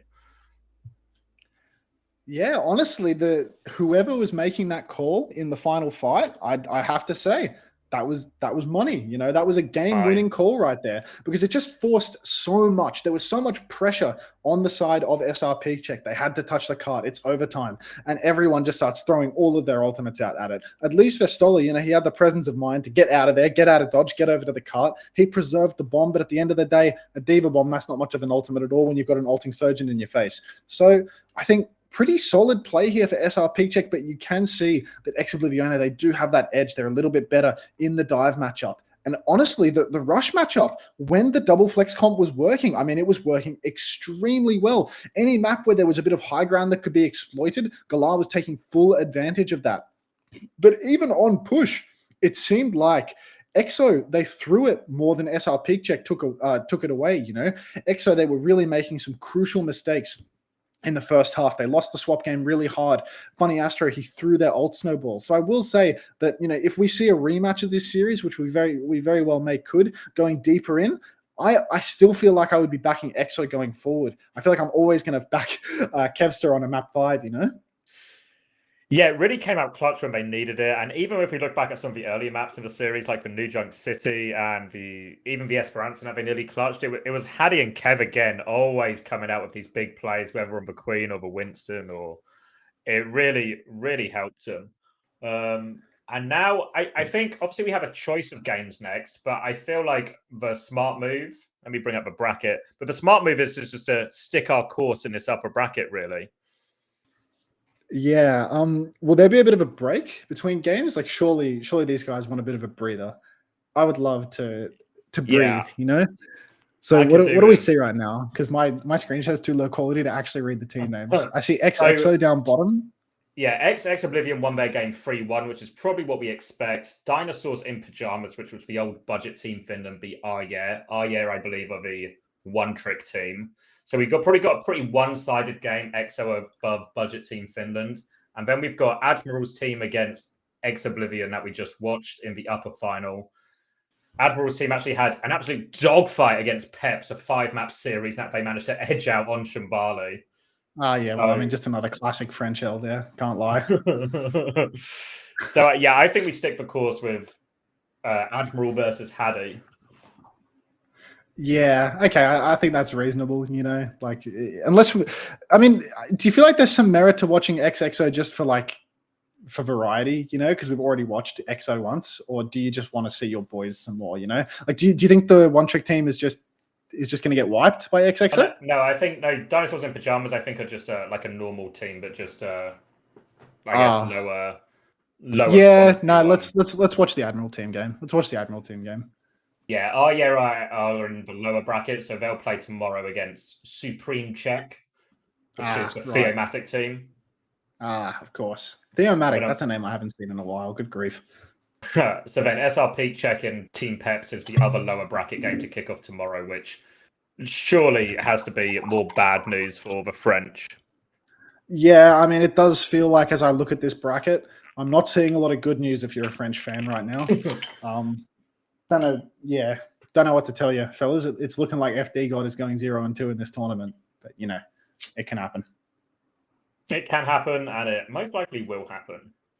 Yes. Do you think perhaps we should cut to a break? You play some royalty-free music. Yeah. And what I've realized at this point as well is I also legitimately don't have I have a starting soon screen, but I don't have a back soon screen. It's okay. You can put the starting soon screen up, and then you can add a text layer that looks really crap over it that says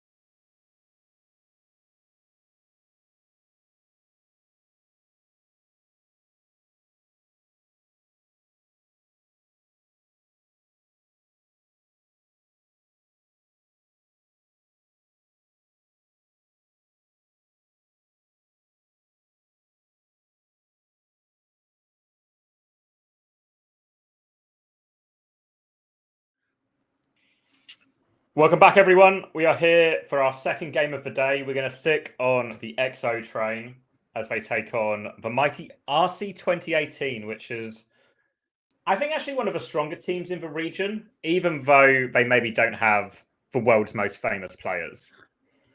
Yeah, how do you think RC stacks up against, say, XXO? You know, let's not talk about the matchup we have now, but let's talk about, you know, maybe something that we might see in the lowers. How do you think they stack up against XXO? I think it's actually a real dogfight. I think while on the surface, XXO's roster is better. Like people like Will and Chase are really like heavy hitters in that roster.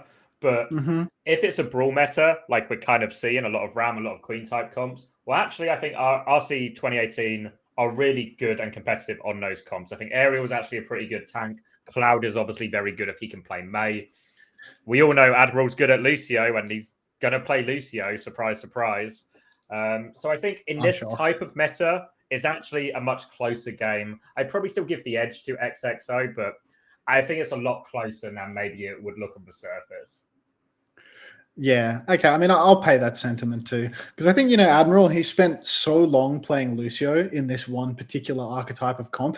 He's got to have it down to a science at this point. You know, there's not many people in Europe, perhaps in the entire world, that have as much experience playing Lucio in Rush as Admiral does at this point for Overwatch 2, especially because he does have the privilege of being on the team that just forced Ryan for like 2 years straight. You know, so he's definitely got the practice under his belt.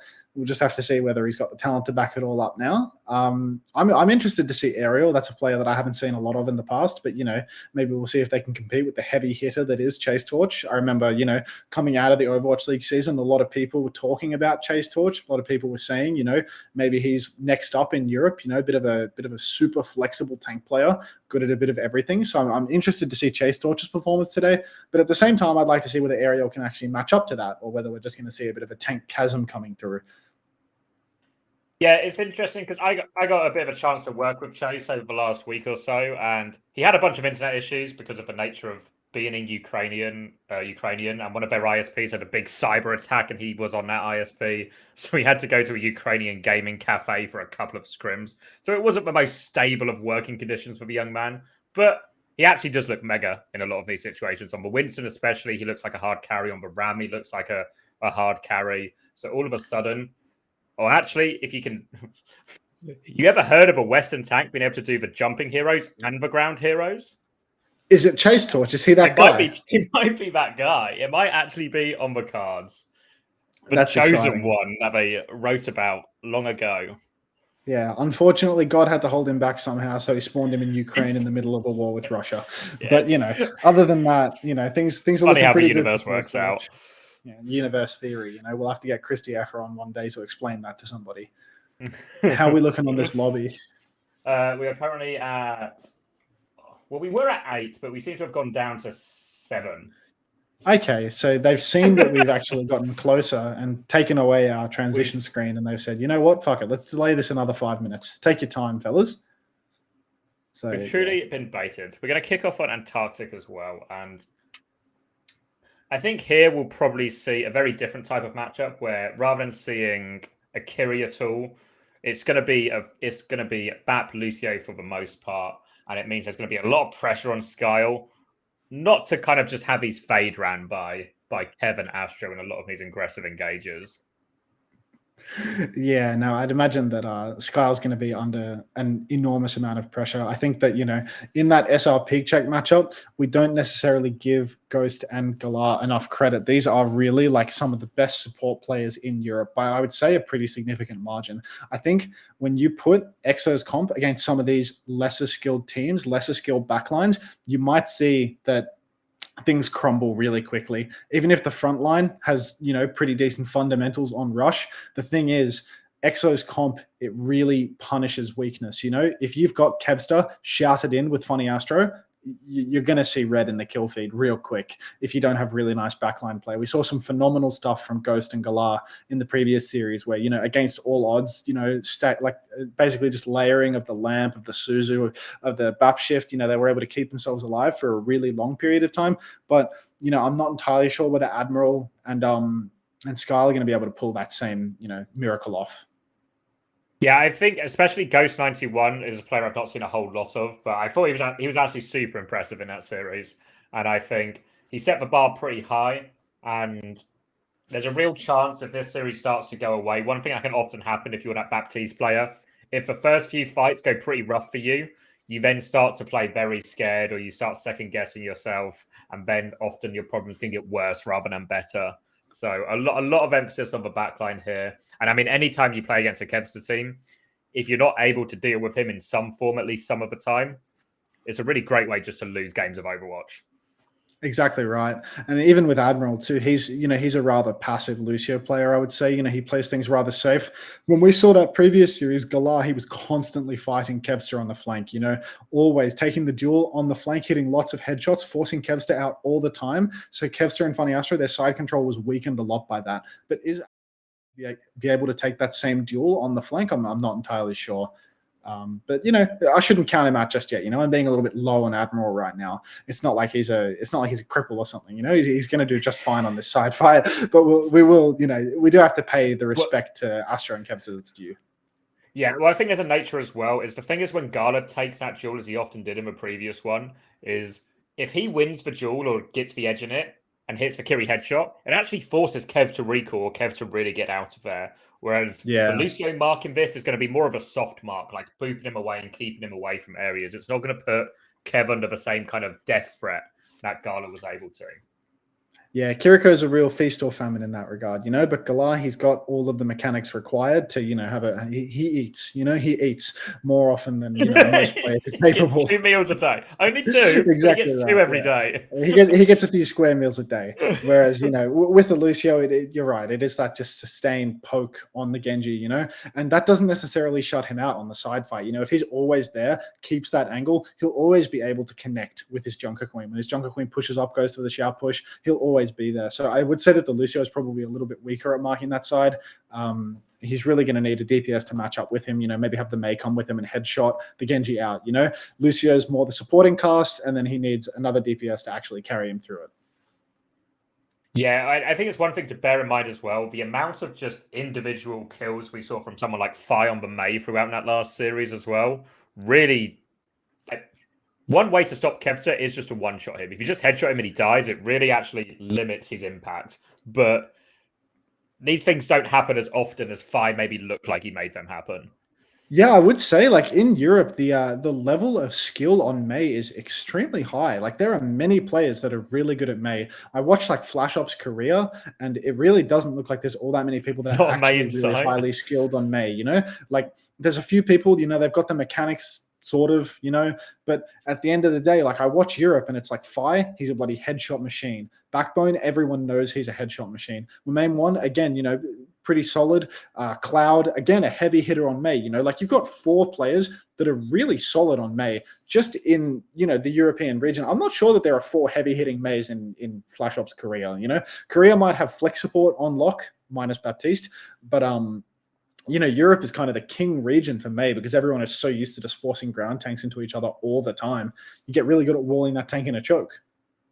Yeah, it's one of those things as well, especially a hero like Mei with all the wall spots. It's a super experience-based type of matchup. If you're just not aware of the wall spots or not aware of where your danger zones are, you will just die immediately to these things. Whereas if you play it 12 hours a day in ranked, regardless of who's in the lobby, you start to get a lot of experience on it, and it starts to become a much higher level of play.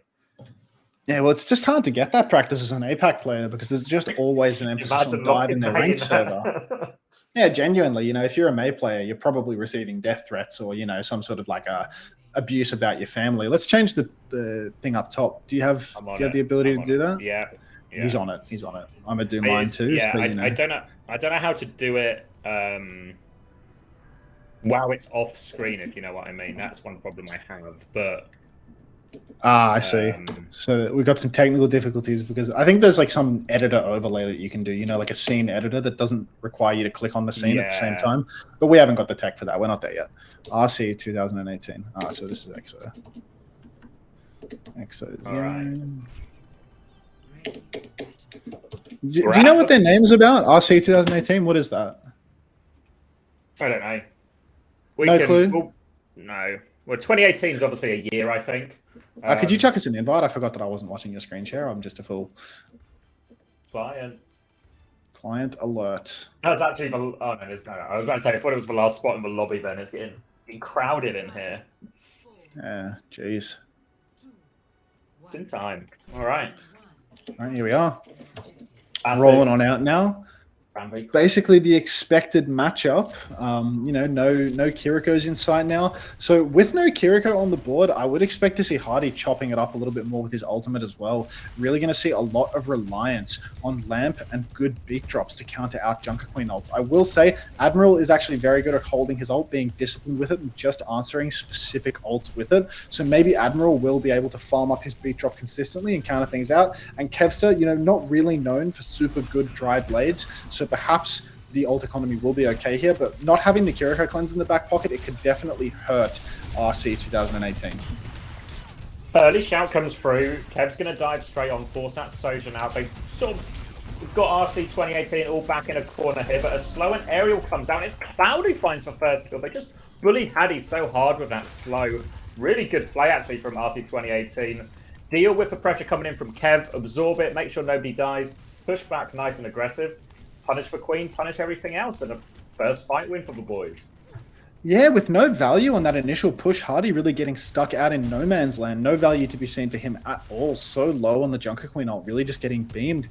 And now this next fight for him too, because there's no ult on their side, things are actually looking a little bit dire for him. I'd keep my eyes on Sile here, because if he's able to keep range, he might actually be able to get a really good window off. That could really make things difficult for Ex Oblivione here. So keeping my eye on Sile now, just playing slow. You can see he's playing really far back, although he has committed his shift very early and wall. Lots of cooldowns just being thrown down, and you can see he's struggling with the pressure. The side fight really was not matched at all. And this is what we were talking about in the pre-game X, where essentially the side fight is just not being matched, and they are crumbling under that pressure. It's like they didn't quite realise, like, there was a bit where EXO were just vying for space, but what EXO were actually going to do is they were going to full rotate and push the backline. Skyle too slow to react, didn't have the speed and time, his team were able to help him out, and they just get that one for free. Now, pretty much 5 ults available for both teams, maybe Queen and May a little bit behind. But this is going to be a big ult throwdown here. Expect EXO to be quite explosive at the choke here once this window's dropped. Yeah, this is a really fantastic position for EXO though. Shockwave, he's got this nice open sight line to pop his ult. Window thrown down for Sile, matched by Shockwave's ultimate. Cloud, no ice block now, so he might be in a little bit of trouble. Hardy's probably going to be looking for the ult here. Kevster actually throwing down the blade, and the beat has been the answer to that. So now Kevster actually gets a kill in the final tick of his blade, and every single ult has been thrown in. Hardy hitting a massive rampage, and there is just no hope whatsoever. This is a 5 ult versus 5 ult fight that has been cleanly won. We could actually see a stagger here onto Aerial. If, yeah, it looks like we are going to be seeing a stagger here onto Aerial, and really that is a huge fight for EXO. Really solid theory there from EXO, where they want to start with the beat, or start with the blade rather, force the beat to keep going, force out the defensive mail as well, and then it just leaves Hattie with the perfect cleanup. And they're just running to spawn, they're taking it all here, and really put them on the back foot. Aerial's going to go Doom, which I don't really know if that helps them or hinders them. Yeah, I want to say that hinders them. I feel like the Doom has no place in the remainder of this comp. So things are already starting to look dicey for RC. Things are already, the cracks are beginning to show. We're 1 Koth point in, and already Aerial is just making the most sus hero selection I've ever seen in my life. Honestly, maybe that first fight was just a blip on the map, because this is really dodgy. Shockwave getting that headshot pick onto Cloud. You can see that perhaps the player skill in this lobby a tiny bit lower as people are jumping for their picks, so Shockwave gets a nice easy headshot there. Hardy pushing in with the shout, and this is just easy cleanup for Ex Oblivione. You can see now really the backline struggling to deal with these fast pushes of the Genji. Even Shockwave finding more value in the neutral on the Sojin. A good start for EXO. Yeah, we did think the gap between these two teams might be a little bit bigger, and it certainly felt like we got that in the second half of that map. Everything looks a lot more straightforward. Maybe even some macro problems in terms of the ult ordering. If you're going to use May ult to deal with Blade, and you're going to use Beat to deal with Beat, then you actually just have no way to deal with the Queen ult afterwards. And if you leave yourself in that situation, the Queen ult it's pretty fatal if you get hit by it with no answer, no cleanse or anything. So you either need to hard save for Beat, or play in a position where it's much harder for Hattie to hit 3 or 4 people. Yeah, I think that, to be honest, we really needed to see RC cheat an ultimate there. They needed to get back, perhaps kite out from that blade. You know, when the window came down, Sojourn trade, that was reasonable. Once the blade gets popped, perhaps kite back inside, try and hold onto an ultimate, preserve something. Now, though, again, we're going to see this same matchup rolling into the next point. All of the open space taken by RC, the inside taken by Ex Oblivione. And Kevster, he's just poking up on the right-hand side. Let's see if he tries to sneak in with Astra or if he just plays the long poking down. You can see him creeping up on the right-hand wall, but really not a whole lot happening in this neutral, just waiting for the unlock. People keep spamming. We saw this in the previous series as well. They have to play quite slow. It's actually Ariel's taking all the damage. So much pressure on top of him. Haddy will finish it off. 5v4, and he's looking for more pressure onto Skyle. He's just going to take a trip off the edge there, courtesy of Astro. And they just waited their time, bided their time, realised they got the chunk of HP on Ariel, no form, then decide to swap it over. And my man's gone Doom again, Hunter. Yeah, I mean, I'm going to keep it real with you. You can really see the gap here showing with Ariel. That first fight, Ariel forcing out his team's lamp, forcing out all of his skills standing on the point before the unlock has even happened. He really needs to... he really needs to learn his place in the comp, because burning all of his team's cooldowns and his own standing on point before the unlock, probably not the move, mate. And now over to Doom again. He's just putting his team in an impossible position. Really, they're relying on him just hard carrying, but how is he going to do this? Let's see if he's got something that he can pull out of the bag for us. To slamming, got a bit of pressure. He's down to 200 HP. He has to go back. Not a lot of options for him so far. He's got no real support on this dive. He's going to go in now, but Kev's want to get the first kill. He's putting pressure on the back line, but now they're just going to turn and deal with him. And it's just, there's just no threat, because he can go in, and like you said, unless he's hard carrying and solo killing people, I don't know who helps him in these dives. Meanwhile, he's not actually helping his backline peel at all either. Exactly right, because he's not on a ground tank that can turn around and start juicing on the people that push in. Really, if he doesn't kill something on his dive, he is doing nothing. He applies no pressure for his backline. He helps nobody. It is really all on him to carry, and it's not happening. Even when he's shifting in, he's not getting big damage. Nothing is happening here. And I mean, I don't want to say that it's a fault of his Doomfist skill. It just doesn't fit with the comp. There's just nobody there to follow up with him. Now we have 5 ultimates online for RC, but we still have 3 for Ex Oblivione, and because Ex Oblivione have such a compositional gap, I'd be interested to see who actually comes out on top of this one. Ariel going in very deep, using a lot there. Or Psycho pops the Stojan ultimate as well. The Cloud goes down with his ult, perhaps with his shift as well. Now, ultimates traded left, right, and center, but still Hardy, he has that latest layer. He gets to pop the Junker Queen ult as the final ult in the fight, and it's just a hard cleanup for EXO. 100-0 in the second round here of Antarctica. Just a clean one, really. There, not a lot to be said. Yeah, the Doom swap really just feels like, I don't know. Is it too early to say an admission of defeat? It feels such a weird choice, and it surely can't be the. Yeah, I mean, look, you know, I don't understand what the possible theory is, right? With this, I hear you. You know, as an impartial, unbiased caster that does this as a source of income, I absolutely wouldn't want to write off a team after only one map. But you know, when Ariel wants to pick Doomfist after bloody 2 fight losses on Koth with a full rush comp, I mean, if he wants to write it off, I'm just going to have to read the script and say Ariel doesn't want it either, you know, because this swap, it just doesn't work, you know. We need something more. If he wants to play Doom, we need a Tracer, we need a Genji, maybe we need an Ana, you know. Doom, Bap, Mei, I'm not sure what we're cooking here, because it doesn't form a cohesive comp. It's not the solution that these guys need.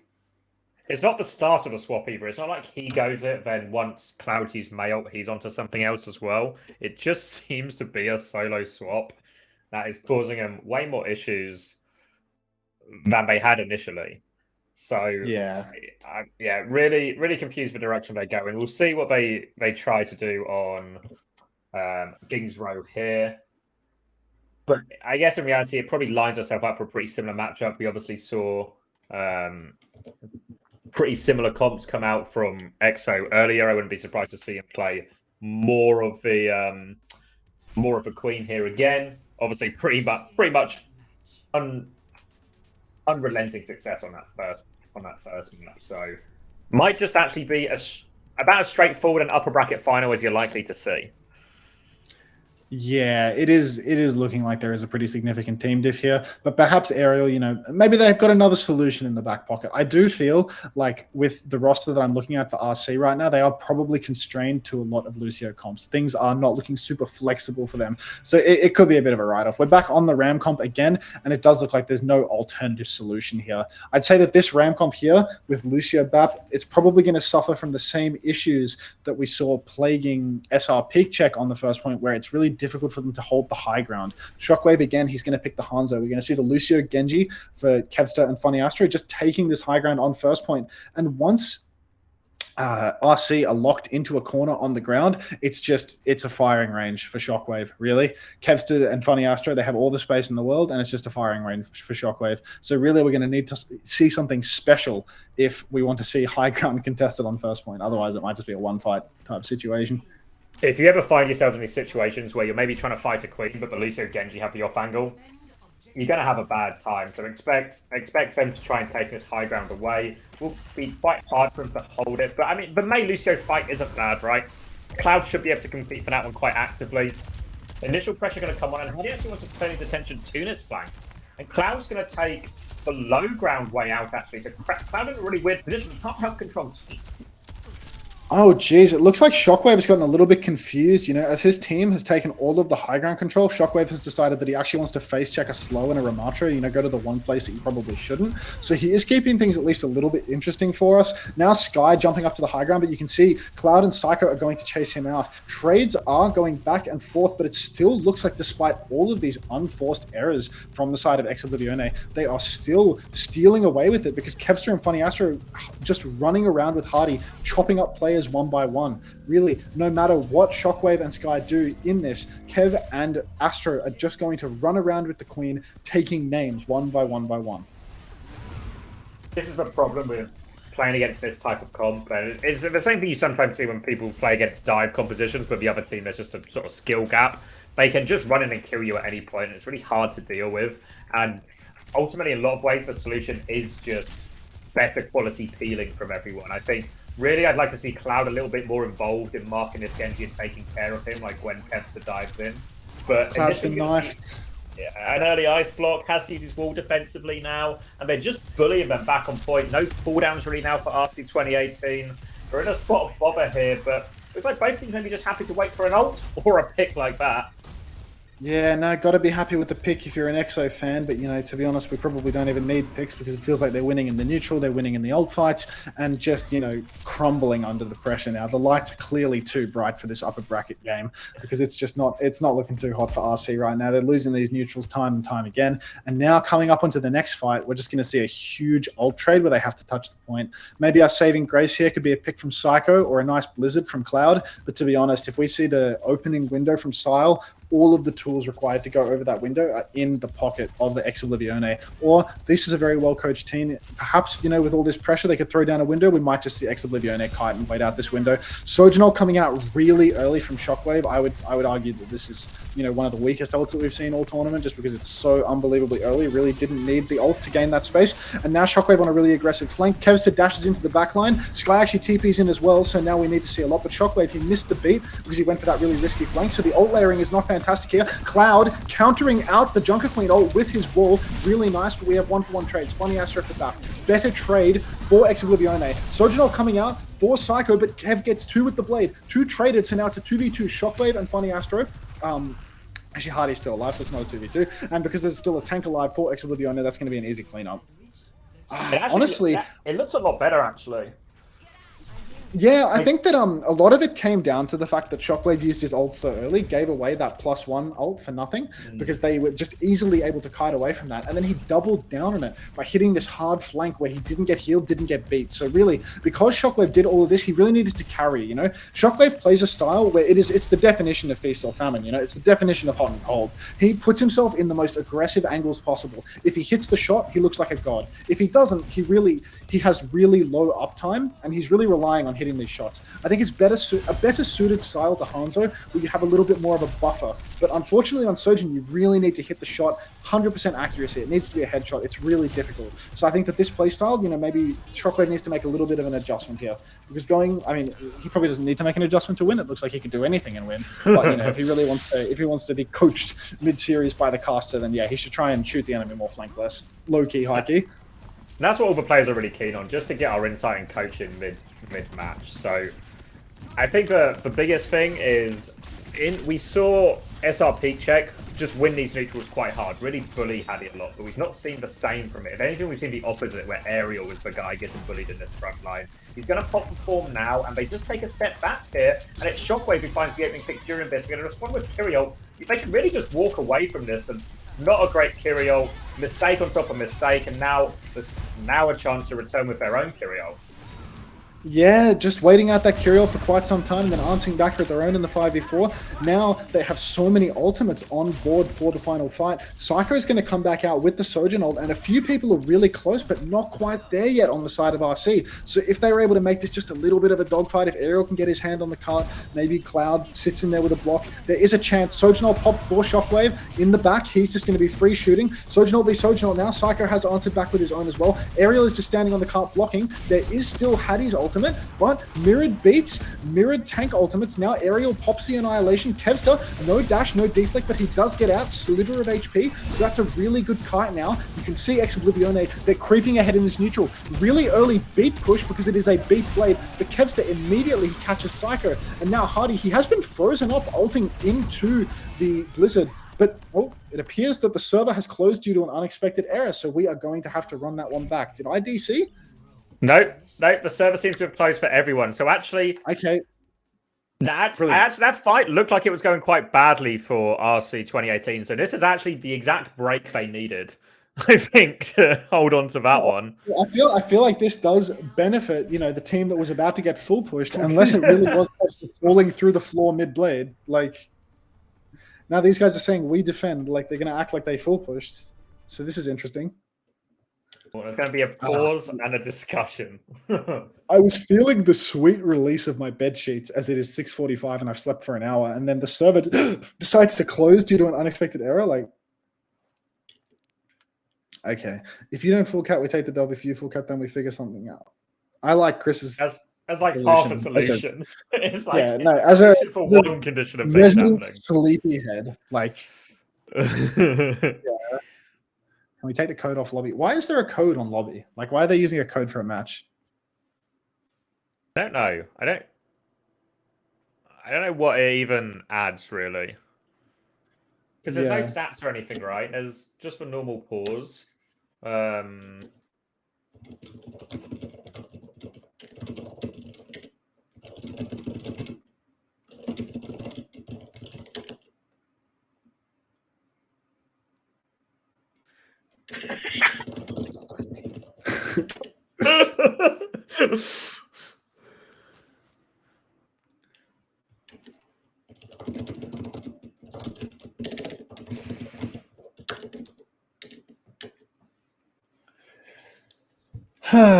I should probably update the map skill. That's right.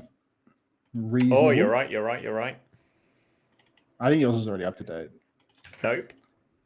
Oh. Thanks for the faith, though. Yeah, anytime, mate. I bet RC2018 is our resident uncoachable. You go. RC2018 are really happy that they've got every Brit possible in this lobby to suggest a random solution to the problem as well. Yeah, no, I think it's very productive, constructive, etc. It's like, what I want to know is why we're still paused, like, because I feel like we're just burning time now, right? Like we genuinely could be earning meters somehow. Okay, so what are we saying? We can play our attack, then pause if we cap. What do I mean? Oh, as in just for the sake of expediency, play it, and if you don't even get close to capping, we just know the result. Yes. If it does, so like, it's Chris's solution, just rephrased, basically. Yeah. So if they can't full cap, then, you know, done. Or if it gets really close to the end of third point. So now Hardy's really going to lock in because he wants to go home quick. Does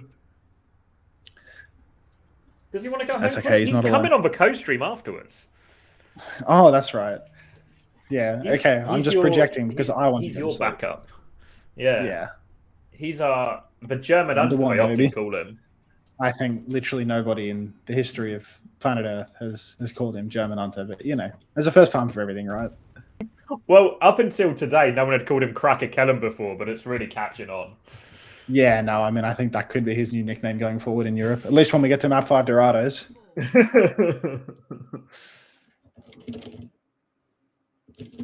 It's bugged for Kev restart.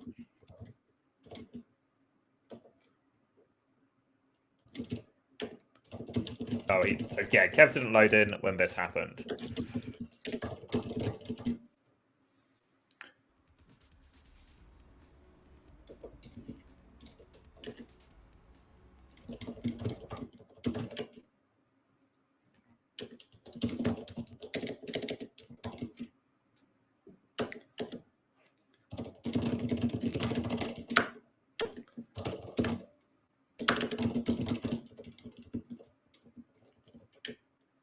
Okay, I'm receiving some information. Apparently the code just sets up lobby specs and it's not really a script or anything.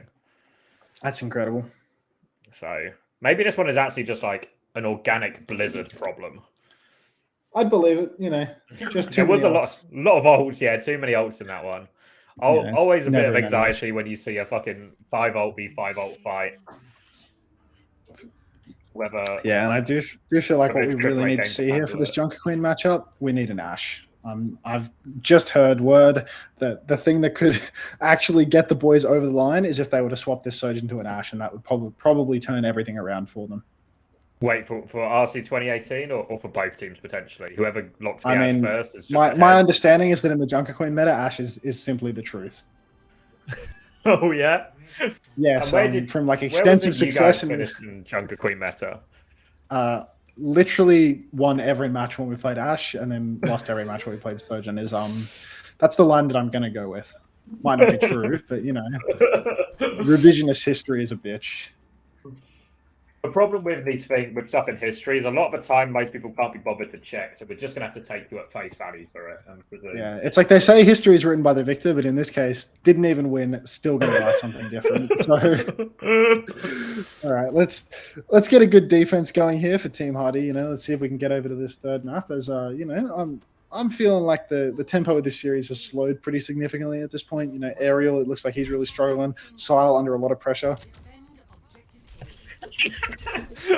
Thanks for Chris for the shout out. I'm just fixing the HUD. Yeah, I don't know. Like, I feel like for the final map, we should just start attacking JCara viewers, actually. I think JCara and Kai might both be co-streaming. So, you know, perhaps we should start individually calling those people out. Psycho going down early on 2 Sky. Nice little headshot. No, let's not be mean to Sky. Nice little headshot onto poor Psycho, who gets caught standing a little too straight. Ariel knifed into the choke as well, but it's actually Kevin going down. Kevin does not want me falling asleep, but thank God for Shockwave getting the trade kill onto Cloud. So we do have a 4 versus 4 now because Psycho is already back, and it's not looking too shabby for Ex Oblivione. They're just playing it slow. Actually, a really aggressive early shout from Hardy here. Not so sure about that one. Now their push turn is going to have to wait quite some time. Kevster's back, but the shout is not, so we do have to take this quite slowly. Owen pressure just on top of him as well here, actually. Ariel's going to get hard chunked for it, though. He needs a lot of healing.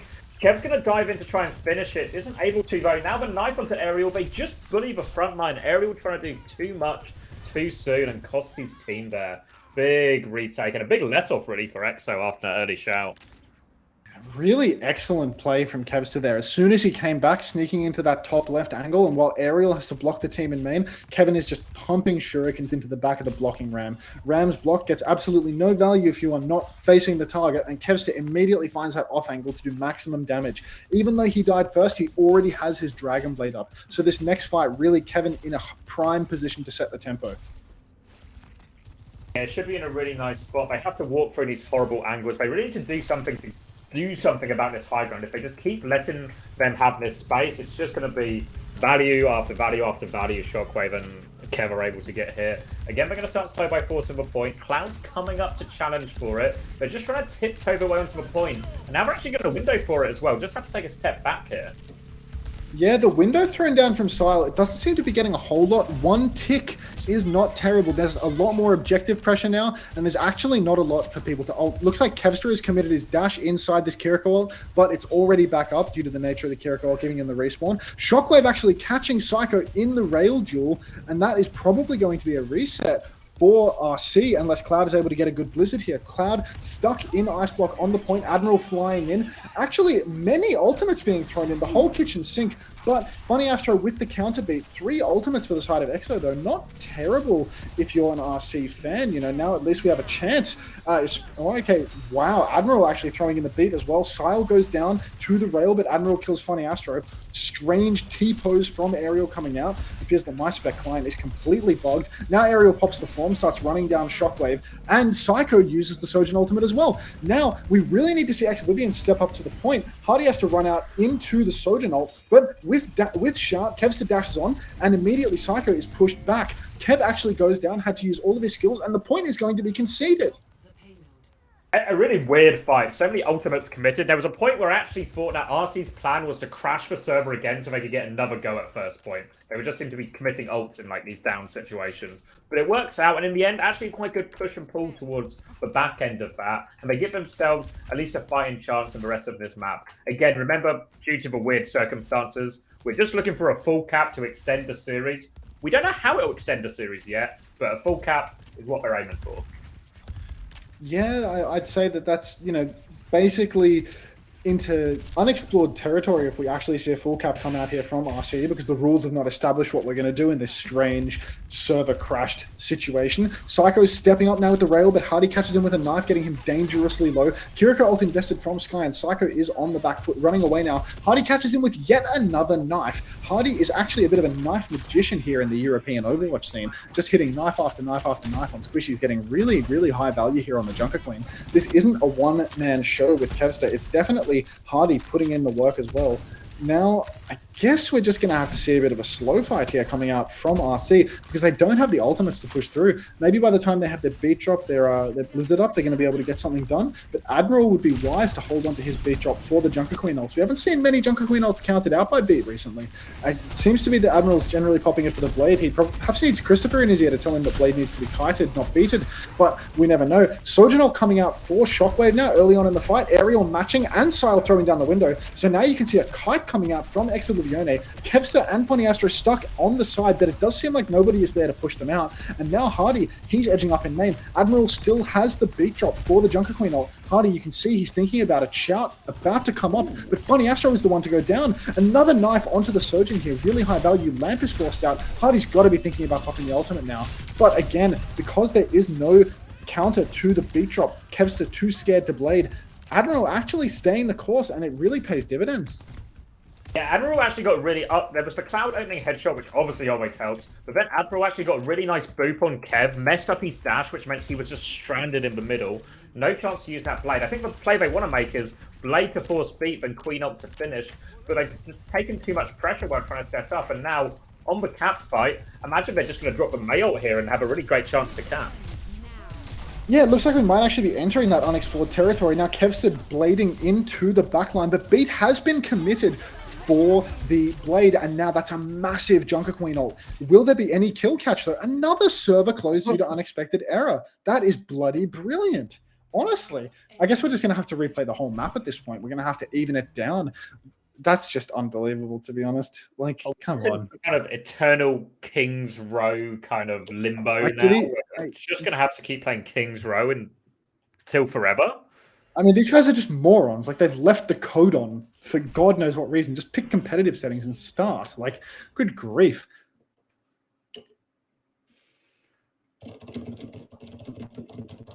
Yeah, so I don't even know what are the rules now. Just replay attack? Just have another crack? I feel like at this point you should probably replay the whole map. Not that I'm going to contribute that opinion, because it's like maximum time consumption on a sleep. Like both have been interfered with, so just do it again. Yeah. Jeez.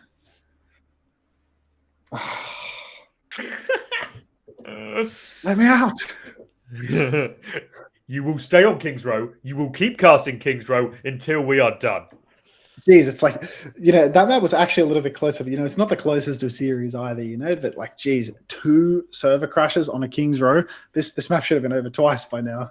Is this the reason? Because Blizzard World wasn't a map pool. They took Blizzard World out of a map pool because it kept having problems. Was this the problem Blizzard World was having? Is it like a... you know how sometimes just a map, every now and again in Overwatch, just a map breaks for no apparent reason?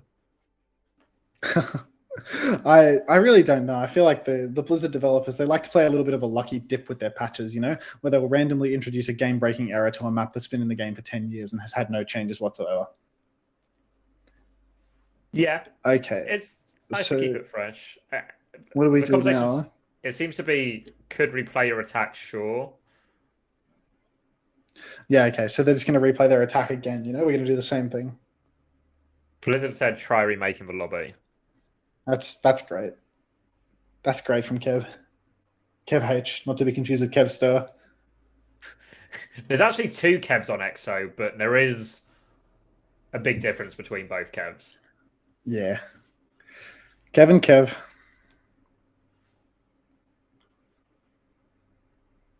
All right, I think we're going to get a new lobby. To be fair, that probably seems... We're stopped anyway, right? We should take the time to make a new lobby. Yeah, I think, now that we're here, just kick back, And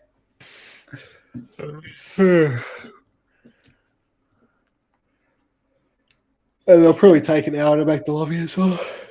It did seem more competitive. I can give you a bit of a score update in the meanwhile, and it's actually 2-1 on the other side of the map, on the other side of the bracket, sorry. So that tells you how long we've been on King's Row, because these guys they've already completed 3 maps. But it's currently 2-1 to EXO over the Dinosaurs in Pajamas. So it's going the way we expected. Would probably expect EXO to close that one out in this map 4 situation. Good grief. I've just realized you're level 4 endorsement, mate. Are you like a serial quick player?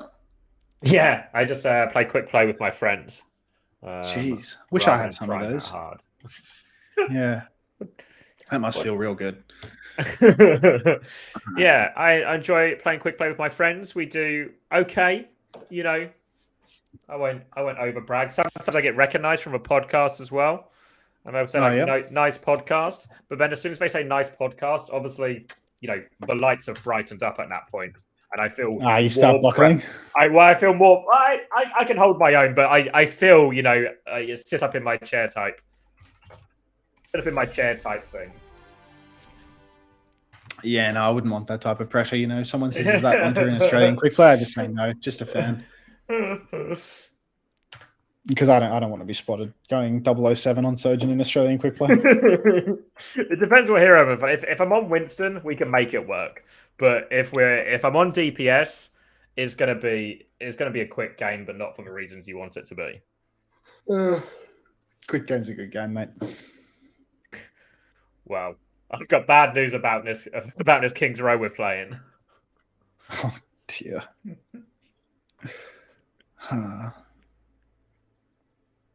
Alrighty.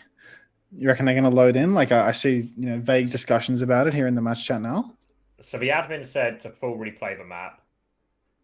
Skyle said they're happy to just do the attack thing again, which is basically if we full cap, we're then in a situation. I see. If we don't argue about what to do next, nobody cares. Like, what happens if we cap 3? It is a fair question from Slippery, and to be fair, they were actually pretty on to have a decent crack at 3rd point on that last attack as well. Yeah, I feel like that's a reasonably fair solution because that cap was absolutely coming through, so you're kind of just wasting time. All right. I got word that if you play Ash instead of Sojourn, the lobby won't crash. Oh, jeez. Sojourn crashes lobbies. It's a disaster. I mean, oh boy, I've not actually seen any evidence to dispute that yet. I mean, I see a lot of Sojourn in the lobby, and I see the lobby crashing repeatedly. I'm not seeing any exactly. Ashe whatsoever. So maybe if we were to just make that swap, we would actually see. We would have to play the Sojourn's, the Ashe's angle, obviously, which is pretty complicated. But keep dreaming. Hopefully, we can just all 5-man bash back to Peel for Arnsey when he's standing still and doesn't want to use his legs. Well, people don't have to use their legs if they don't want to use their legs. Exactly right. It's stationary privilege, and you get that on Ashe, and then you lose. Right, you reckon they're nearly ready to start this up? Like, I feel like we've got to be approaching the point of commencement. Yeah, it seems to be a slight dispute between Kev H and Slippery, who I believe is the RC2018 coach, in terms of the cap didn't actually technically go through, even though it was going through, Yeah, I mean, if you want to be fucking delusional and say that cap was actually clutchable in some way, then just keep going. I believe his exact words were, "Didn't full cap though, always winnable mindset." Yeah, so I guess he's in Delusion Town. I mean, he kind of knows the truth, Like if he's talking about a winnable mindset, he knows that it's lost. He's already talking about like mental cope, so it's over for him. It's completely over for him. But yeah, now it's just time for someone to hit the start game button. That's all we need at this point. And maybe for someone who seems a lobby to invite only. Skyle is famous lobby lead. There's only one spot in lobby, to be fair, so space release for minimal disruption.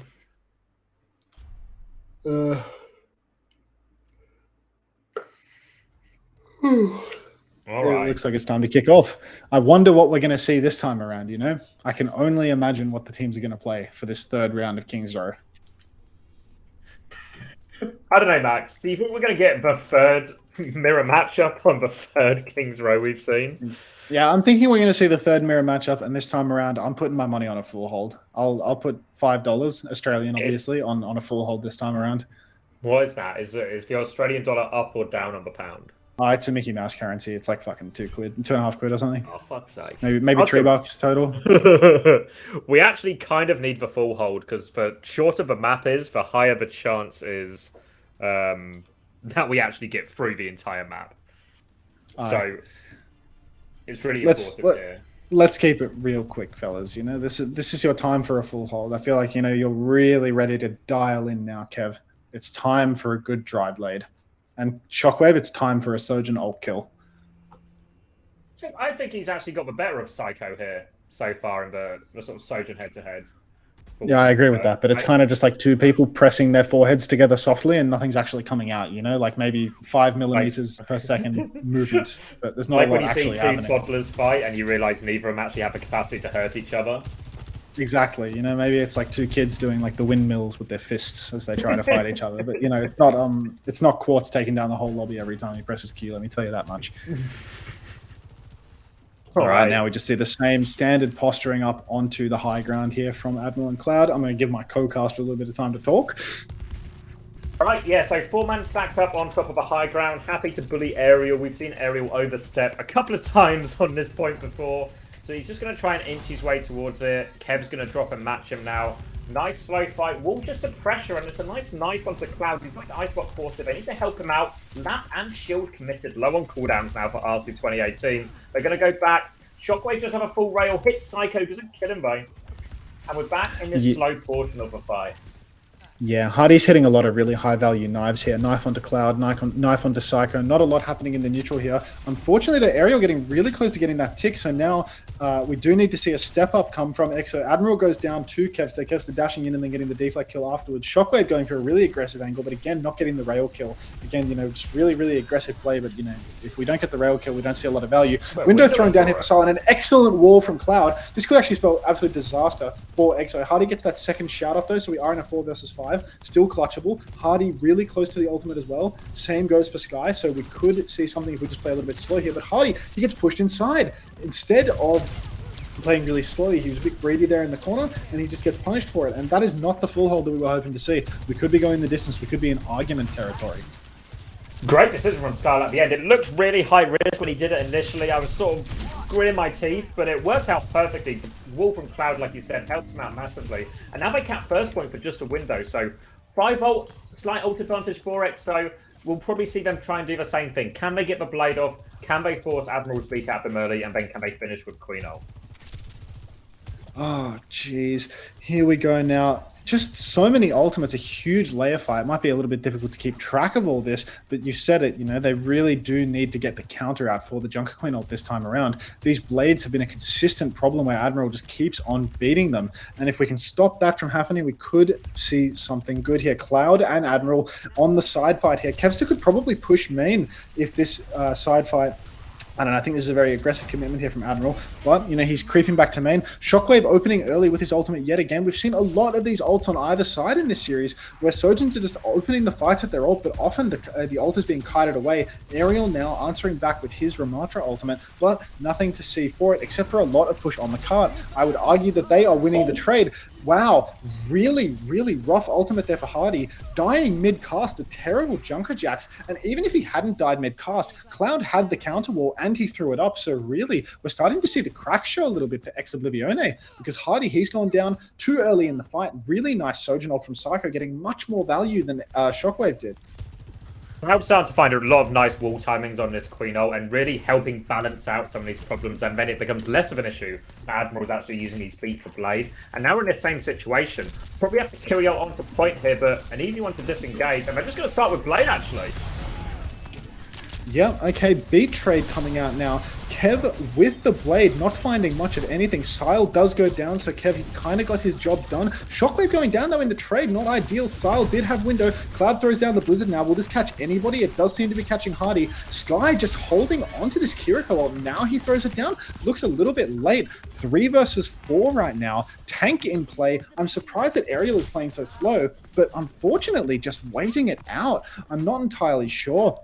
I feel like that Kiriko ult from Sky, it should have been easy to push over with the 4 versus 3 and the tank advantage. But now you can see Kevster, he's hiding behind. Is he going to get anything done? He's going for something on the BAP, but he has been spotted. And now he's being chased out. No dash on the cart. Does seem like he has gotten away. And now we're in a really tough spot if we're an EXO fan. Because Style, he's got this window. He throws it down on the cart. And now next time Aerial has his form up, he's going to do huge damage through that. Big slow on the cart. Hardy under a lot of pressure right now. And out comes the punch from the window is actually close to expiring. So that window, not a whole lot of value, not a lot of shooters through that. Admiral 90% on the beat drop now, and the server has once again closed for a comical 4th time, I want to say. So I love having my time wasted by this King's Row.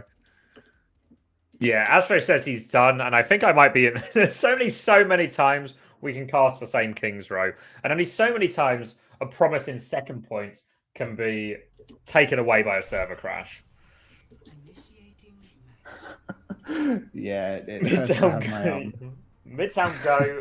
Admiral says no. Have to Midtown. We want Kings. Go Winter Kings Row. An outrageous but maybe not terrible suggestion from Kev H, actually. Oh dear. Let me out. Let me out.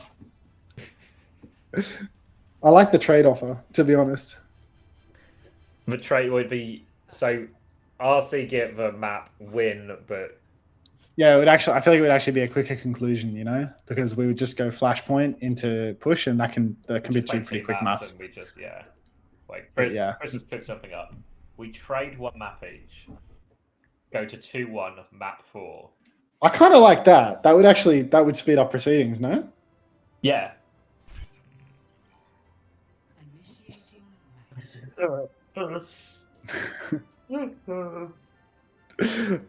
Jeez. I love Kai weighing in on all of this as well. This might work, yeah. Christmas King's Row, this is actually... You remember the story... People won't have seen this episode yet, because we're actually going to release this episode between the two... Well, I was going to do it between the 2 flash ops, but if we're stuck on this King's Row forever, we might actually not have time. But presuming this King's Row eventually ends... This is what we used to do in 2019 Team UK, is we got to play all the prettier versions of the maps. We played Spooky Hollywood, Winter King's Row. Was there a Chinese Lantern Lijiang Tower or something? I forget what the name of the exact holiday is. Maybe the Chinese New Year? Yeah, I want to say Chinese New Year. I feel like it's not called Chinese Lantern for the holiday, but, you know, New Year, that rings a bell. Chinese Lantern holiday? Yeah, you're right. You know, Upon reflection, it's possible you might be right on that one. Yeah. Well, this is the one. They're trying a new code. I think they should try a new server. Yeah, quick search for code won't fix shit. Yeah, it's always happening on this second, third point. These big ult fights. We need to stop having ult fights, guys. They're trying to call you in as the tech guru. It's like, I don't know if that guy is aware that the issue is that I didn't fix Pelican's problem, Yeah, and then the Pelican had issue to is play you- on 300 ping. You broke it in ways that nobody could think how to unbreak. So I mean, that's just completely untrue. Like, I don't know what Gator's talking about with that shit, you know? Like, he's just saying words. It's just the most propaganda story I've heard of all time. It's literally like, you know, day one, test day, his network was fine, you know? His connection was fine. And then on the following day, the routing that the VPN was using, the fucking, like, the nodes go down all the time. And the node went down. So he had to use the next best node, which was like 150 ping worse. So it was just unplayable for him, you know? But, you know, Gator, apparently I fucked up Pelican's connection in ways that Blizzard couldn't even understand, you know? It's like you could just plainly see on the VPN, node down, you know? Done. Like, that's the end of the story. But no, Why like, did Gator's you got to break come the up with this node? grandiose story about how I bamboozled Blizzard with my technological incompetence. Like, get the fuck out of here.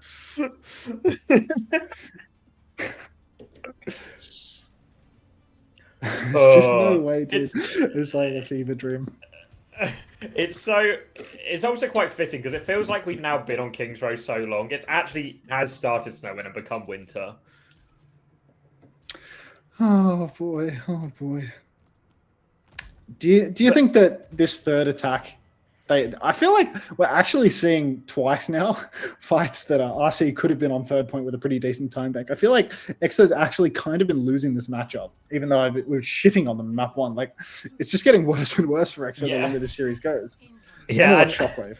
And if there's one thing that's true, this series seems to be going a long way as we enter our fourth attempt at playing King's Row. Yeah, I'm excited to see what we'll be able to bring to the table on this fourth round of King's Row. Surely everything changes this time around, right? Again, the high ground taken by Lucio and May. Shockwave now dropping to the low ground. He's just going to concede that, slide over to the right, play for a different angle. Aerial's forcing point. Gonna actually get Ice Block and Lamp out here, so you have to slow it down a little bit. RC2018 right now.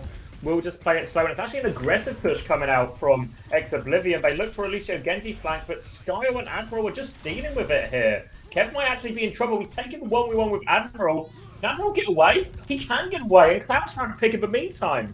Now they flip to one point.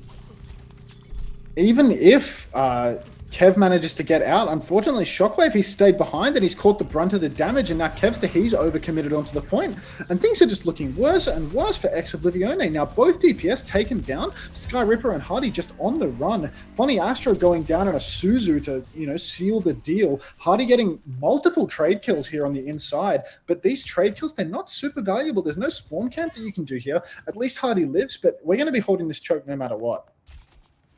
Yeah, I mean, one nice thing out of all of this is at least now the payload is a sledge. So that's going to at least help things from an emotional standpoint. Yeah, so hopefully when the server crashes this time around, you know, at least we feel a bit of Christmassy joy when it happens, you know? It really, they say that family is the gift that keeps on giving, but it's actually King's Row, which is the gift that keeps on giving. As it's another aggressive play coming out. And it's Queen of Black, you see a couple of them. They're just going to wipe them here at the choke. And a trade on Sky is actually pretty massive. Couldn't have asked for a much better trade, really. But they're still chasing. They've got all these stagger kills. He's gonna pop. He's gonna pop for the annihilation, and he's gonna die for it. Oh, jeez. Talk about the lights being too bright for poor little Aerial there. Popping that annihilation, not the move. Sky's trade basically being made up for by Aerial popping that ultimate, because now two more people dying late. Hardy, Astra, and Kev all getting out, and now we just get a full reset here holding the choke. Wall in the choke for Cloud. He could have perhaps gone for the Blizzard there, but Astra did have the amp. Hardy did have the shout, so perhaps wise of him not to go for that. Hardy now kiting back with his shout, playing really, really safe. Sojourn ult out for Shockwave. Let's see if he can get anything done. He does catch Cloud. That is huge. That was the most important ult coming into the fight. And Sile, he throws his lamp in, only to die in the back. Shockwave, a really nice Sojourn ult there. Change of pace for him. Cleans it up well. Good pressure from Kev at the same time. And now Does look like they want to set up a little bit of a spawn hold. Handy's just going to stand at the door and make him walk into him. In theory, this should favour the Ram comp, especially because of Mayo, and they're actually going to flip the map on them. Yeah, this flip seems to have actually paid decent dividends. They have managed to get around to the other side, so they are going to be able to take a 50-50 fight here without such an oppressive choke in their favor.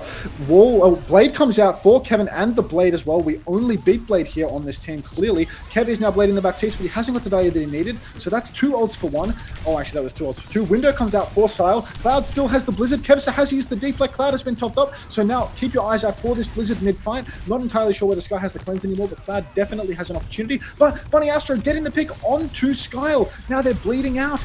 Oh, jeez. Again, Cloud, he's really perhaps a little bit too patient with this Blizzard. It feels like there must have been an opportunity somewhere in that trade to take it out, but he just hasn't used it. And now, look, Admiral, he doesn't have a beat anymore. Hardy has another Junker Queen ult. Mei ult is not an adequate counter to the Queen ult.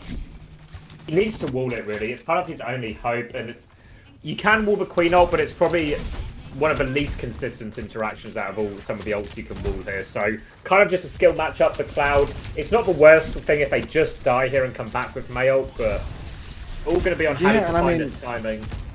It's so hard for him to get that wall as well because he needs the wall to get the retake positioning, you know? Now, Hardy, he's just run straight in, hit a big ultimate, and immediately that's caught both backliners on the side of Race Car. What does RC actually stand for here? I'm not sure calling them Race Car 2018? Yeah, right, let's call them Race Car from now on. So Race Car, you know, they've just been hit by a massive anti. Funny Astro getting traded right there at the end, but I don't think that's particularly consequential. He is back fast. And the thing about Funny Astro, you know, he's good at feeding. He's also really great at rolling out. Look at him with these incredible skates to get back to the fight. Aerial seems to be fighting really hard. The spawn camp's actually being committed to by EXO without Funny Astro. They know that he's a worthless piece of shit, so they're just going to fight without him because what's even the point of playing with him? And now, Shockwave, he's got that Sojourn ult, the same flip that we saw before, but at the close angle. This is actually a difficult place for Shockwave to get the ult off. This flip has really worked well. Shockwave dangerously low, but another beat blade coming up. And Sky, he has that Kiriko ult again.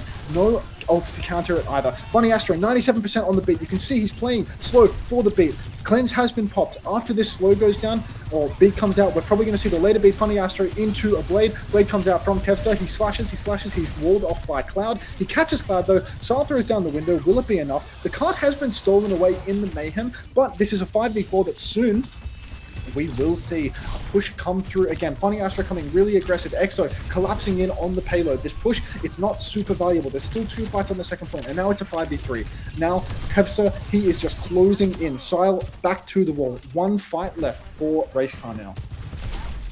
Sojourn ult going to be out for both teams. Mei ult should be there pretty soon, and oh no, it's the Doomfist swap. This has not worked. It was a while ago now, but it's never worked on Antarctic. And this fight was pretty winnable. They've had a lot of good King's Row seconds, and so I don't know why he's swapping to Doom now. It seems it's really interesting to see this from Aerial because you saw how close this match was when Aerial just stayed the course and actually played his hero. But now he's gone back to the tried and true method of giving things up really quickly. So now that he's on the Doom, I would fully expect to see this fight face defeat here. Shockwave and Psycho both popping the Sojourn ults here. Lamp goes down for Sile, but there we go again. Anti-heal onto the Doomfist. 2 kills for Shockwave. Can we make it a third? We will see a third. He's filling up the kill feed. Call him Quartz, but Danish and not quite as accomplished in Overwatch. And there we go. That is round 1 complete. Calling it next map 2-0 up for EXO. It's so weird because obviously in many ways I don't want to see more King's Row. but in a lot of ways as well, it seems so weird to play so much King's Row and then swap Doom for what is quite a winnable last fight. I know they have Queen ult, so it's difficult, but they had Mei ult. They still have a chance to pull it. So, yeah, I don't know. I mean, obviously, it's weird because now even on balance of all these King's Rows we've seen, I don't even know if they actually deserve to. Like, did EXO deserve that map on balance in the end after all the restarts and everything? I mean, I do think that the third point, it's incredibly defensible, you know, and it's even though we saw a couple of dicey moments for EXO here and there, EXO had a full cap with time in the bank. And honestly, we never saw them get full pushed. You know, all we ever saw was them perhaps conceding the second point, potentially. So I definitely think that, you know, in the balance, it was EXO's map, maybe 3 times out of 4. So not too unhappy with that, to be honest. But I just want to see the end at this point. I want to see the finish line. And now we are on, I would argue, the best game type for the composition of Exo. So we could really see some domination from Kevster and Funny Astro here. There's so many wide angles here on New Junk City for the Genji and Lucio to just tear it up. I'd say that Sile and Psycho are going to be under a lot of pressure. So keep your eyes on the side fighters here of Funny Astro and Kev. Going to start playing it far. We've seen Exo do this quite a lot today, where they're quite happy just to take the space, play quite baity, bleed out their opposition. See Kev already creeping up onto Skyle now. Gets that lamp out early, and Shockwave finds the opening pick. Now we're in more trouble. Kev is lurking behind.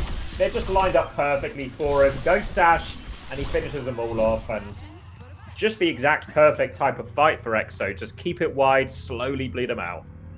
Yeah, it really doesn't get much cleaner than that from the side of Exo. And you can just see how the comp really, it comes alive on these open points where the Lucio and Genji can just go in on the flank. Even if they're not getting the kill, there's just so much pressure all the time, you know? Admiral, he has too many things that he needs to deal with. He needs to deal with the side fight, he needs to watch main, he needs to be speeding people for the wall. He has so many jobs all at once. You can't just chill, but at the same time, your margin for error is so slim. The Genji can clap you at any time. The Sojin is always a threat to you. So really, Admiral put in a very difficult position there. Now we see the same neutral coming out, and it basically just the same setup as the first fight. You can see Exo, they're giving a little bit of space. They're letting people come out into the open, play it wide. And Sky, he has the Kiriko ult. Shockwave in need of healing, but Kevster, he's happy to just contest the point. Wall actually comes out on the left, but now that the wall is out, it could be an easy Q for the Kiriko ult. Kiriko ult comes out, Hardy shouts it. Window is matched by Sile, but Hardy, it looks like he's ready to come cleaving into the backline sometime soon. Actually just going to see slow play waiting out the window. So that's very disciplined here from Exo to not push their luck too much. And now, look, Funny Astro, he has the beat. We know we love a beat blade here when we're on the Exo side. And now, beat is up and has been committed. Are we going to see the beat thrown out? Shockwave uses his shift. Cloud is under a lot of pressure, but the fight just keeps raging on. Beat comes out. Kevster does get the beat. And now, Aerial, he pops the ram ult. But Kev, he's almost ready to blade. He's actually waiting up on the high ground, just being topped off, waiting out Aerial's ult. Psycho looking very low. Shockwave has popped the ultimate. He catches Sile. Kevster pops the blade, catches Psycho as well. So that is +2 for Exo. Kev actually dashing into the Blizzard, and the trades are not going their way. It's a 1 versus 1 now for Hardy versus Cloud, because Admiral is 100% going down to this ult. But Cloud, he's so low, and May cannot duel a full skill Junker Queen on the point. So even though the trades were nice, it is looking like Cloud is just going to be stalling out this point. Hardy dueling on the point. Funny Astro, he is back fast. We all know this. And down goes Cloud immediately. So this is not great. Admiral is coming back with the beat, and Psycho has the Sojin ult. So there really is a honest chance for this to go their way. Now, oh wow. Yeah, finally you can take over, mate. Yeah, they're coming in. Psycho's still taking a few shots here. And actually, oh my god, the Doom swaps worked. God damn it. But they're going to find the kills. They actually should be able to, it's just Kev and Astro. They should be okay to deal with this, but we've seen Kevster win difficult situations before. But they're just going to reset here. They get one good retake, and they're now stuck on the Doomfist, but it actually worked out in that time because it was a desperate last-minute fight, and they win the dogfight. Yeah, I would watch out for this next fight, though, because even though they have this window, it's not great when they only have a Doomfist in play. So I would say that Exo is probably still favored in this fight, even though their support ults are going to come up a little bit sooner. But just keep your eyes on Aerial, you know? Let's see if the Overtime King can do it twice. He's going to try and punch in. He's trying to cancel the deflect here. Doesn't work out. Takes so much damage. He's just down. Kev's going to get the clean-up kills again. Just a case of clearing up point now. They'll get the first point, and I guess Aerial staying for Doom ult, which I think you know nothing about this. Yeah, look, fool me once. You're not going to fool me 15 times in a row, Aerial. You know, like your numbers up, mate. We've seen it's not happening. It's not working on the Doom. You know, you got one overtime fight here. This is not overtime. This is a full neutral. So oh wow, wonderful shift there too. I'm just flaming this poor guy. The lights are clearly too bright. His decision making has gone out the window. Now we have a huge ult bank in store for Exo. Aerial just going all in, and he doesn't even have his ultimate yet, so he's probably just going to die before he can even get it up. Psycho trades it, but I don't really know what they can do at this. Hattie's just camping the corner. They probably just need to wait for him. Admiral maybe in a bit of a spooky situation. I mean, Psycho can still peek. He's traded headshots there. They're still peeking, actually. They're going to want to take this as a 4v4, but Hattie's coming back up top now. Psycho has to be really, really careful. Kev's going to put him under pressure now. They're just holding the high ground here. They're going to slowly walk in now. Their Doomfist is back. Junker Queen ult just onto Cloud, actually, so Cloud will be really fine to deal with that. B comes out from Astro, tries to force him back, Kirill to keep chasing. They're really going down. Defensive Blizzard comes out, good boot, puts Hattie back in it. Admiral finished that one off himself. Now Admiral and Ariel keep chasing, and Kevin Astro on the run again, but retake actually works out quite well there. Quite good aggressive play from Psycho, a lot of bullying back from that high ground.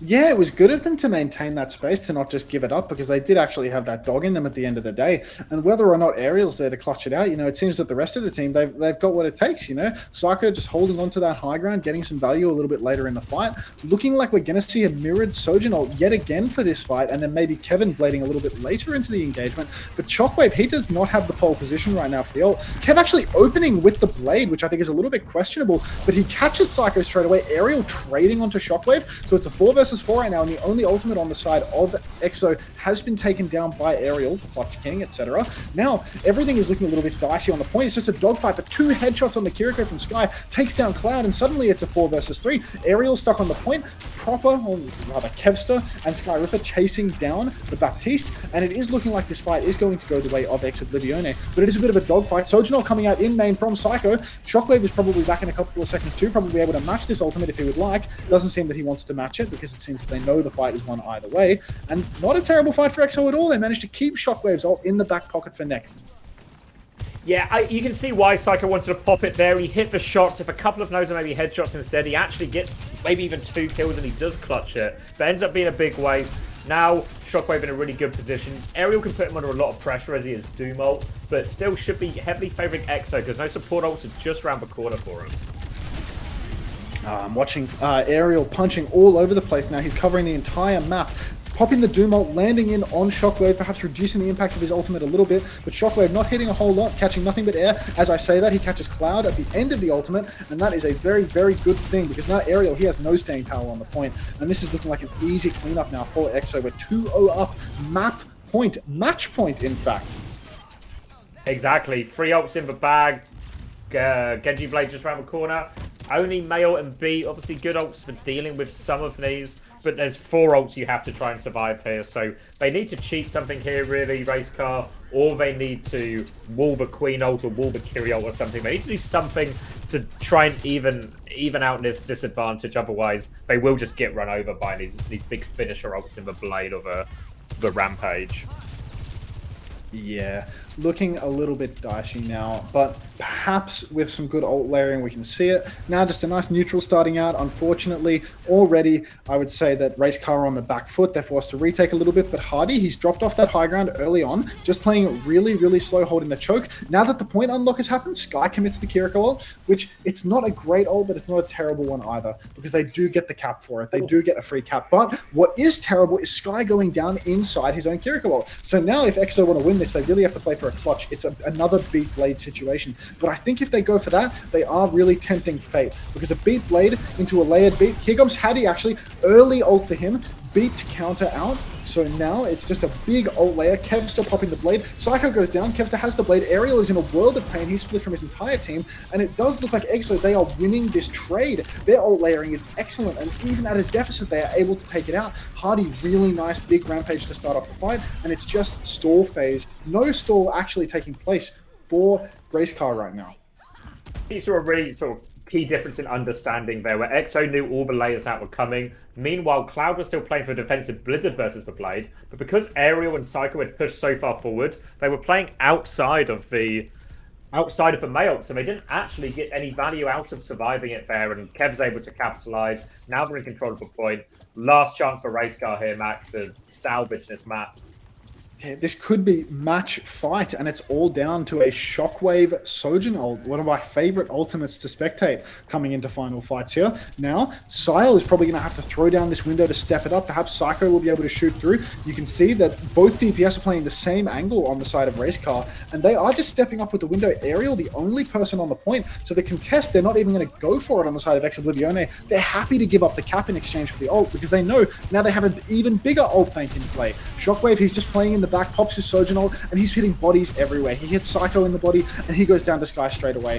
And now they're just wandering up. Cloud incredibly low. Psycho creeping in from the side, and EXO, they constantly have the lead. They are just permanently ahead in this neutral.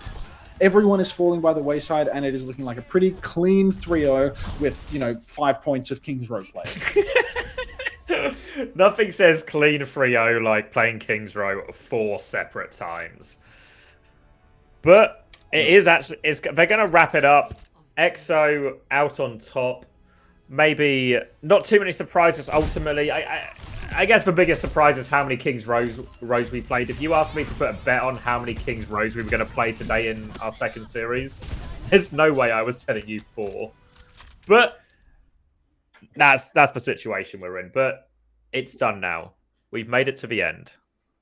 Yeah, it looks like we've reached the finish line, which, coincidentally enough, I'm not sure if you would like to do some post-match interviews with Chris TF or something like that, but this does definitely signify the finish line for me, because it is 7:30 in the morning. I need to be up at about 11 to drive for 2 hours, and I think that it's a good thing to get some sleep before you drive for a couple of hours, because sleeping when you drive your car really quick, apparently not the greatest thing. So, I'm probably going to be clocking off quite soon. Maybe we'll do a little socials plug in your chat, and then I'm going to disappear forever, provide you with no post-match whatsoever.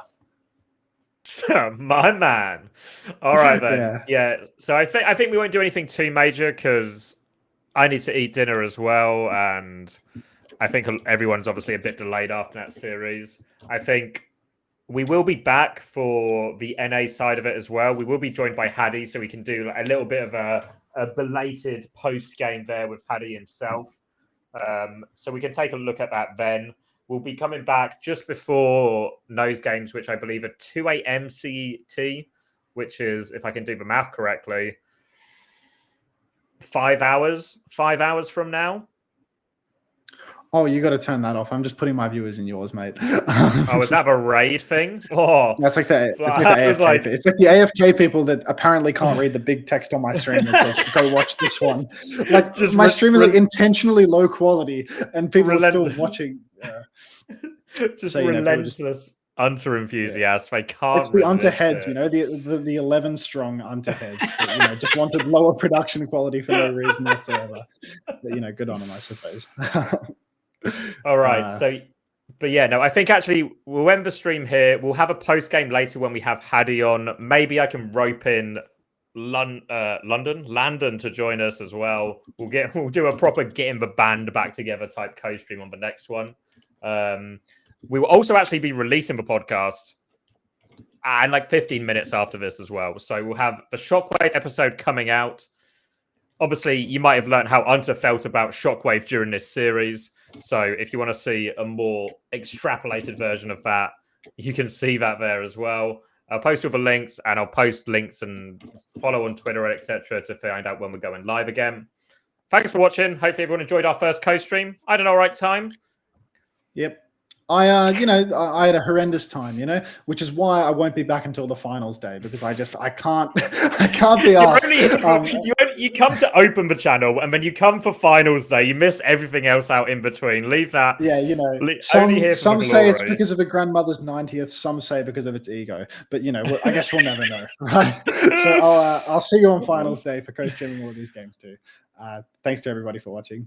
And I think you have to wait out like a 3-minute delayed. I don't know. I don't really know how like we'll find out. We'll just go through. We'll find out the hard way. All right. Thanks for watching, everyone. I'm going to press the disconnect buttons. See ya. See you later.